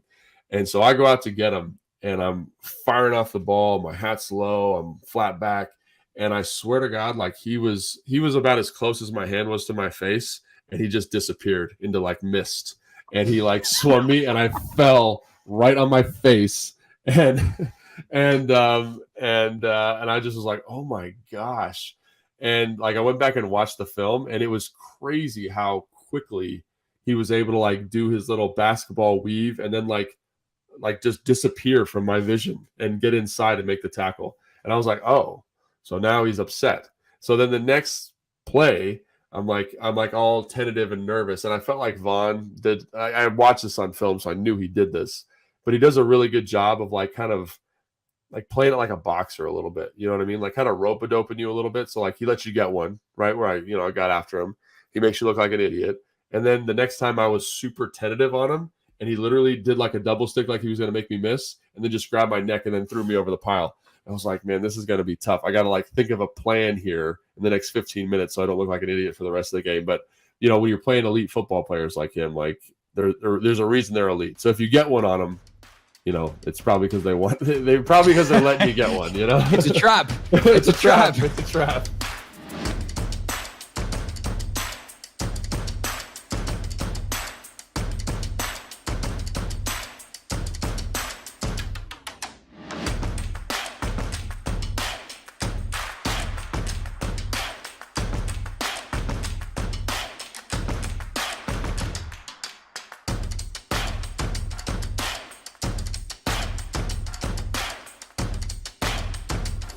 Take Command pregame show on a burgundy and gold game day here from Tap Sports Bar, which I feel like just exploded in the last 5 minutes here. Well, it's getting close to kickoff, right? That is how that works. See how FedEx Field is doing. We head there now with Grant Paulsen, of course, host of Grant and Danny, 2 to 6:30 weekdays on 106.7 The Fan. GP, what's up, man? How are you? Greetings from a wet and a foggy FedEx Field, gentlemen. How are you? Doing well. So this line, Grant, is 9. The fog, the rain. How much of it has to do with that versus maybe the Dolphins aren't quite as potent as we remember them from the first month of the season? Like, do you think that the Commanders can actually keep this close and compete today? I have a hard time seeing that. I think if they cover, it's going to be on the back door, on the back end, where they're down by a good bit and they come back, and I think they're going to throw it a lot. Sam Howell's projected attempts today is over-unders, I think, at 40 or 41, something like that. So I think they're going to have to throw the football. They're going to be playing from behind. So I could see them covering that number with a late touchdown or something. But do I think they're going to be within 7 to 10 the entire game? I'd be surprised. Very few teams give up the explosives and the chunks and the big plays like Washington does, and there's just nobody in the league that can strike up the band and go for 30 and 40 at a time like Miami. Prior to Thursday Night Football, guys, when DK Metcalf took that in-route 75 yards for a touchdown, the top 5 clock speeds in terms of chip data this season were all members of this Dolphins team. And it was 3 different guys, by the way. It's not like it's all Tyreek Hill. Devin Achane is going to play today. Raheem Mostert is going to play today. Their top running back both accounted for there. So the team speed's astronomical. It's something Washington struggled with this year. I think they're in for a long day defensively. So with that said, we've talked about the stakes of these games all year long, and we obviously see Del Rio dismissed over the Thanksgiving break. Is there, like, if they do lose big today, like, I don't want to say, like, does it matter, but, like, does it feel more low stakes from an actual result standpoint, and we, like, really entered the evaluation phase for you? Is there more at stake here? Is there something bigger that we're missing? No, for me, it's absolutely about evaluating the young players now. So it's a shame, just as an example, that Emmanuel Forbes is inactive. He's got an elbow injury. Would have been a really, really cool opportunity to see what he looked like against elite weaponry and a great scheme offensively. I think he's played better football since getting back on the field after being benched, which is not to say a lot. Obviously, it was a real struggle for him early and at the middle of this season, but you want him on the field for games like this. I think Benjamin St. Juste is an interesting guy. I really like St. Juste. I think he's around the ball constantly. He gets flagged a lot because he's physical and generally coverage is fairly tight, but he does give up a lot of targets and catches and receptions. I think today's a big day for him. I'm really interested in Percy Butler the rest of this season. He's a fast, physical player who they drafted in the 4th round who's getting to play a lot with Derek Forrest hurt. I think guys like that, to me, in the next several weeks are must-see TV. Like, this is why we're doing this. So I love the matchup today from a kind of an evaluational standpoint, and that's really what matters the most. I am also curious just conceptually to see if they do much different with Rivera. You know, that would make me wonder, was he inclined, or maybe at different points, did he suggest things that Del Rio just decided he would go down? I don't know. I mean, is he going to be more aggressive? Are they going to blitz more? Are they going to do more different looks on the back end in terms of coverage? I think we're going to get all those answers here in about 25 minutes. I mean, what would you, Grant? Well, I mean, obviously with Ron taking over play calling, what would you like to see from that group today? Like, would you? Well, yeah, I think generally, like the rest of the season, I want to see them be way more aggressive and blitz a lot more. Yeah. I look at what some units like Brian Flores, who blitzed more than anybody else in the league with Minnesota. You know, they were the worst defense in football last year. Their talent got worse. They lost a bunch of their best players, second and back end levels, and they're way better this year, just essentially based on being aggressive and making, I think, their secondary a lot better by getting the ball at a quarterback's hands. I think that would be a bad idea today, though. I'm not going to just ask, guys to play in man, one-on-one. I'm going to probably have as many players in the secondary at times as possible. Tua throws 6. He's got 10 interceptions. He actually is averaging an interception per game since week 3, like over 10 weeks, basically. I mean, that's crazy. That's a 17 interception season. You don't really see that for a high-end quarterback. And last week, if you guys go back and watch the Thursday game against the Jets, I know that's a good defense, but consecutive drives where he had horrendous picks. One was a pick 6. The other one right after could have been. It was kind of an underthrown ball on the sideline. So I think you can pick him off and make plays and confuse him. So that would be my plan today. But as the year goes on, after this week, when you're not dealing with Hill and Waddle and some of the weapons and the speed that they've got on the outside, I would probably want them to just dial up their aggressiveness and send some corners and safeties and just try to get the ball out. Grant Paulsen with us from FedEx Field. All right, GP, rubber meets the road. Who you got, and what kind of game are we looking at today? I will go with Miami winning the game. I think they cover that 9 that you started the conversation talking about. I think it's like, a 37-17 kind of game, something like that. Maybe 37-20. I just think their offense is too much to handle. And with the rain, look, the field actually looks like it's in great shape. Obviously, they haven't been here in a couple weeks, and they had the tarp down all morning. But it's inevitably going to be a little bit of a wet track. It's kind of nasty and foggy and everything here. So I think this is the number 1 rushing offense in Miami. It's the number 5 rush defense. I mean, when the corners don't know where you're going and the receivers do, I think sometimes split conditions actually can benefit the receivers, even if it slows Hill down a little bit. So I still think they're going to be just fine doing what they want to do. Yeah, I'm on the same page to preview our next segment with our picks. GP, see you in about, an hour by the time we fight through the traffic on the way there. Protect my seat at all costs, and I'll see you at FedEx Field. There have been fireworks in the press box today, guys, when they announced the college football playoff. Oh. There was a lot of yelling and screaming and large reactions. Gosh. It's been quite a morning. Who was the loudest and most obnoxious person? I'm not going to answer that because you said obnoxious. If you just said loudest, I would have. Who's the loudest? Who was the loudest person? I'll say Chris Russell. Stunned. Really? Shocked. He actually didn't make a noise. I tried to get him to talk about it, and he's like, I don't care. You guys are wrong. The defensive team should have gotten in. That's literally what he said. Okay. I said, this is going to be an awesome game now. And he's like, Florida State played great defense last night. You guys are idiots. I'm like, all right. All right. Well, glad to know the more things change, the more they stay the same. Grant Paulsen. That's actually a quote for the record. Yeah. I tried to bait him into a debate, but he didn't want to have one. No, he picks his spots, that guy. No, he's not very strategic and pointed. Sometimes he just doesn't feel like arguing. Anyway, that's Grant Paulsen from FedEx Field. Thanks, GP, and see you shortly. All right, see you, boys. That is, again, Grant, host of Grant and Danny, as if you didn't know. 2 to 6:30 weekdays on 106.7 The Fan. We get back our difference makers of the game, our predictions as well. Denton Day will join us from our DC studios as we wrap up the Take Command pregame show here on a Burgundy and Gold game day.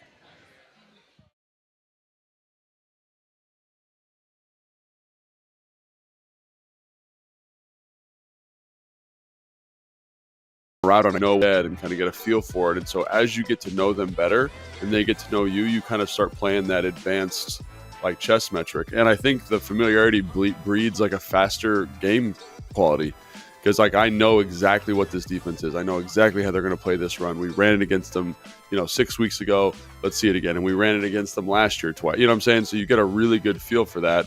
And obviously, like, the fans in the stadium are just a little bit more up. And so I definitely think the divisional thing is real. And you talk about it differently. You talk about divisional games in the week in a different way. So it's definitely something that's 100% real.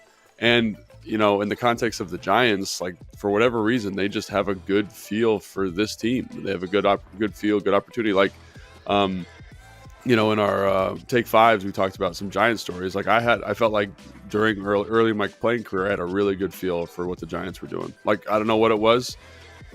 When I went in that game, I just felt like I knew them really well. And sometimes when the Giants play the Commanders, it's like they just have a good knack and feel for kind of the holes and the wrinkles in the defense and ways to scheme stuff open. So I think divisional games are so fun. They're so fun to watch. They're so fun to play in. And I think they're fun to talk about because, like you said, even in this game where, we're going to talk about the Giants here in a second, Giants aren't a very good football team at the moment. Like, I don't know. And like Santana Moss is this is one of my favorite things he does. He's very consistent with his points of analysis. And anytime we're playing a divisional game, he's like, you can't count the other team out. And I think that's 100% accurate. And so whatever the record is, however bad the Giants have played, like, this team, the Commanders, need to come and like put their best foot forward and just say, like, we are the better football team, we're the better roster, and play like it. And I think ultimately that's what this game comes down to.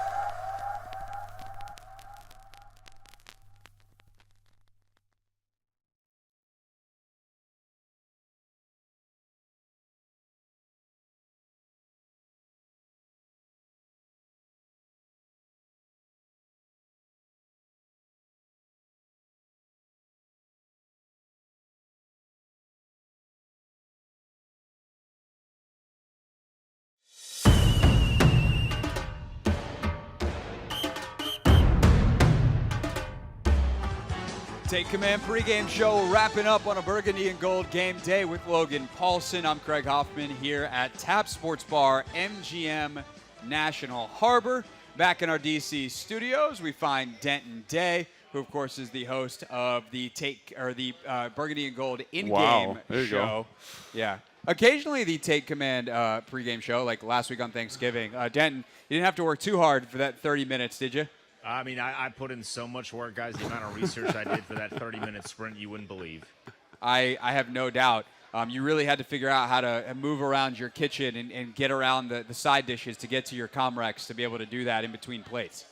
Yeah, and I had a lot of input from the family. They were giving me their Commanders hot takes, which is always a fun thing. Unique perspective. Okay, now we're in. What was the best day family hot take?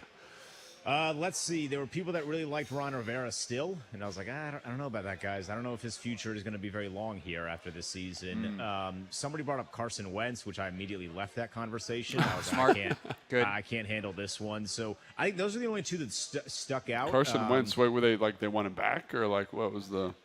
I would assume that's what it was, but as soon as I heard the name, I was like, this is, I got another plate to get. I got literally anybody else to talk to after this. Like, I can't do this one. That's rough. All right, we see the genetics are strong for the ability to have a take in the day family. Excellent. Denton gives us great ones, and we'll give you excellent analysis during the game. And he always joins us at the end here of the Take Command pregame show for our difference maker of the game, presented by Zips Cleaners. Zips Cleaners knows that looking good makes all the difference, whether on the field, on the job, or wherever life takes you. At just $3.29 or less per garment, we make it easy and affordable to look your best. Find a Zips near you at zipscleaners.com. Denton Day, your difference maker of the game before we get to our final predictions. Am I allowed to list a scheme as a difference maker? Sure. Let's get creative. Yeah. Whatever the scheme is that Ron Rivera is going to cook up, his first time in years of calling defensive plays, to stop number 10. It's not going to be one person. At least I hope the solution isn't going to be just one person. Say, hey, we're going to put you on an island with Tyreek Hill, whether it's St. Juice or whoever. That would be a losing way to handle this afternoon. So whatever scheme they come up with, and maybe that is just getting pressure on the quarterback and throwing Tua off of his rhythm, because as we've watched Miami, it seems that offense is very rhythm-based and timing-based. But whatever they have concocted to defend Tyreek Hill, that is going to be the difference maker. If it works, the team will have a chance. If it doesn't work, let's just hope they don't hang 70 on the head of the defense. Yeah, which sounds preposterous until you remember that they did it in week 2. Dude, could you imagine if they put up 70 in this game? I mean, I do think that like the calls for heads on sticks is quelled. You give up 70, that's gonna be a loud bye week. You All right, just Logan. got me so anxious now. I don't that. Look, it's only happened once. Yeah. Okay. So for me, it's difference maker. For me, it's I'm gonna say like Cody Barton, Jamin Davis. Can we like pair them together? Sure. I think if Denton can pick a scheme, you can pick 2 players. Yeah, I just really think those linebackers are going to have such an important impact on this game. The run game, the angles they create, the motions, where is my eye discipline at? They run that cheeky little RPO kind of pass play that they've got. I got to be super disciplined if I'm the hook player there. So much resides on them when it's play action pass, getting in those throwing windows, forcing them to hold the ball. So much is reliant on them today to be successful. So if they have a good game, I think we got a shot. But if they are in a blender out there from the jump, it's going to be a very, very long day. Yeah, as I mentioned earlier, I think the ability for Jamin, but Cody could do this too, obviously, to force a turnover. I think you need multiple today if you want to have a chance in this one. I think that, if I look at difference makers, the interior of the Washington defensive line, getting some interior pressure. Tua's not the biggest guy. Can get your hand up, knock down a ball or two on some of that RPO, bail your linebackers out. And as you mentioned, Logan, maybe the best kept secret in the NFL is Miami's offensive line talent isn't tremendous as pass blockers. They have rushed the ball like crazy this year, and they do a good job of keeping them out of obvious passing situations. So I think that's a big one. But I'm going to actually pick a Dolphins player just to talk about something that we haven't talked about today. How about Big 9-4? How about Big Christian Wilkins? I was about to say we haven't talked about him. We need to talk about him for sure. So here's your opportunity, because I'm going to go Christian Wilkins as the difference maker. The Commanders have really struggled with great interior players this year. And so if you want to flip it and make me pick a Commanders player, Tyler Larson, Chris Paul, Sam Cosmi. He'd line up over Sam Cosmi. Yeah, but I mean. Yeah, but he moves around. Yeah, moves around. They got to pass off the stunts if he twists inside. So Those three against Wilkins is a monster matchup. And I'm really curious to see what Miami does without Jalen Phillips. Do they try to feature Wilkins a little bit more in terms of how they scheme up some of their pressure? But he is a tremendous interior player. That is a thing that has given Washington great struggle this year. How do they handle him? He is probably a difference maker today for Miami. That is a fantastic take. I think that's 100% on point. He's very disruptive. He's tackle leader. He's pressure leading. He's not quite Dexter Lawrence good, but he is very good. They run that little TT stunt inside, and he absolutely murders on that in terms of creating pressure. They understand how teams are sliding protections to him, and they know how to disrupt it.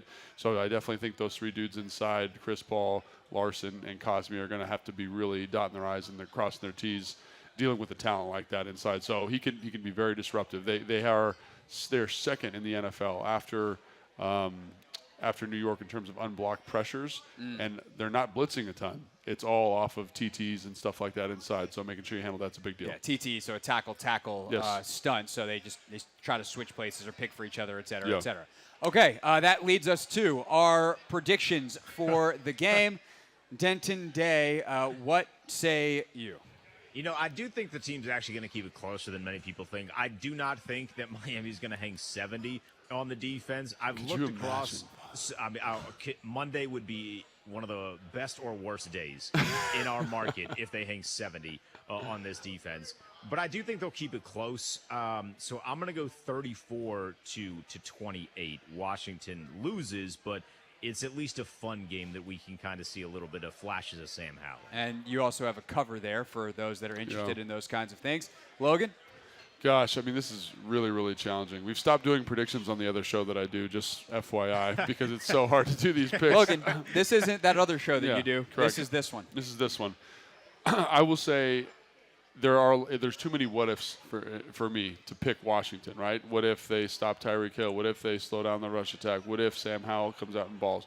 I hope that they cover this. I hope that it's, like Denton said, it's probably going to be 35, 36, something like that, to 21, 28, something. That's what I'm hoping for, a game like that where you see flashes from the offense, you see something that is competitive, and you see the defense be a little bit more dynamic than they've been. That's what I'm hoping for. I will say that Miami's been a little bit sluggish the past couple weeks in terms of offensive production. Grant talked about the turnovers they had against the Jets. Those were bad turnovers. Maybe you get lucky there, and can you capitalize on it? And can we see that kind of maturity from this team? That's what I'm really hoping for today. But is there an opportunity for them to lose by 20? 100%. This offense is very, very explosive. Yeah, that's what scares me. I'm going 38-24 Miami. I just think that Miami does all the things that Washington does not do well. Like they create big plays. They run the heck out of the football. They create interior pressure. They got playmakers on the back end on their defense. Yeah, there's a lot of bad stuff here to overcome. They're a great team. And so I think that what you're going to see is Miami ultimately pull away. Maybe Washington keeps it competitive for a while, but ultimately too much for Miami. Denton, thank you for joining us. It is your show from here, Denton and Company, for the Burgundy and Gold Game Day in-game show, a thing that I will eventually say correctly by the end of the season. This has been the Take Command pregame show. Logan and I will see you post-game on YouTube at 1067 The Fan and at the Team 980 for our initial instant reaction live from FedEx Field. So we'll see you then. Enjoy the game, everybody. For Logan, I'm Craig signing off from Tap Sports Bar.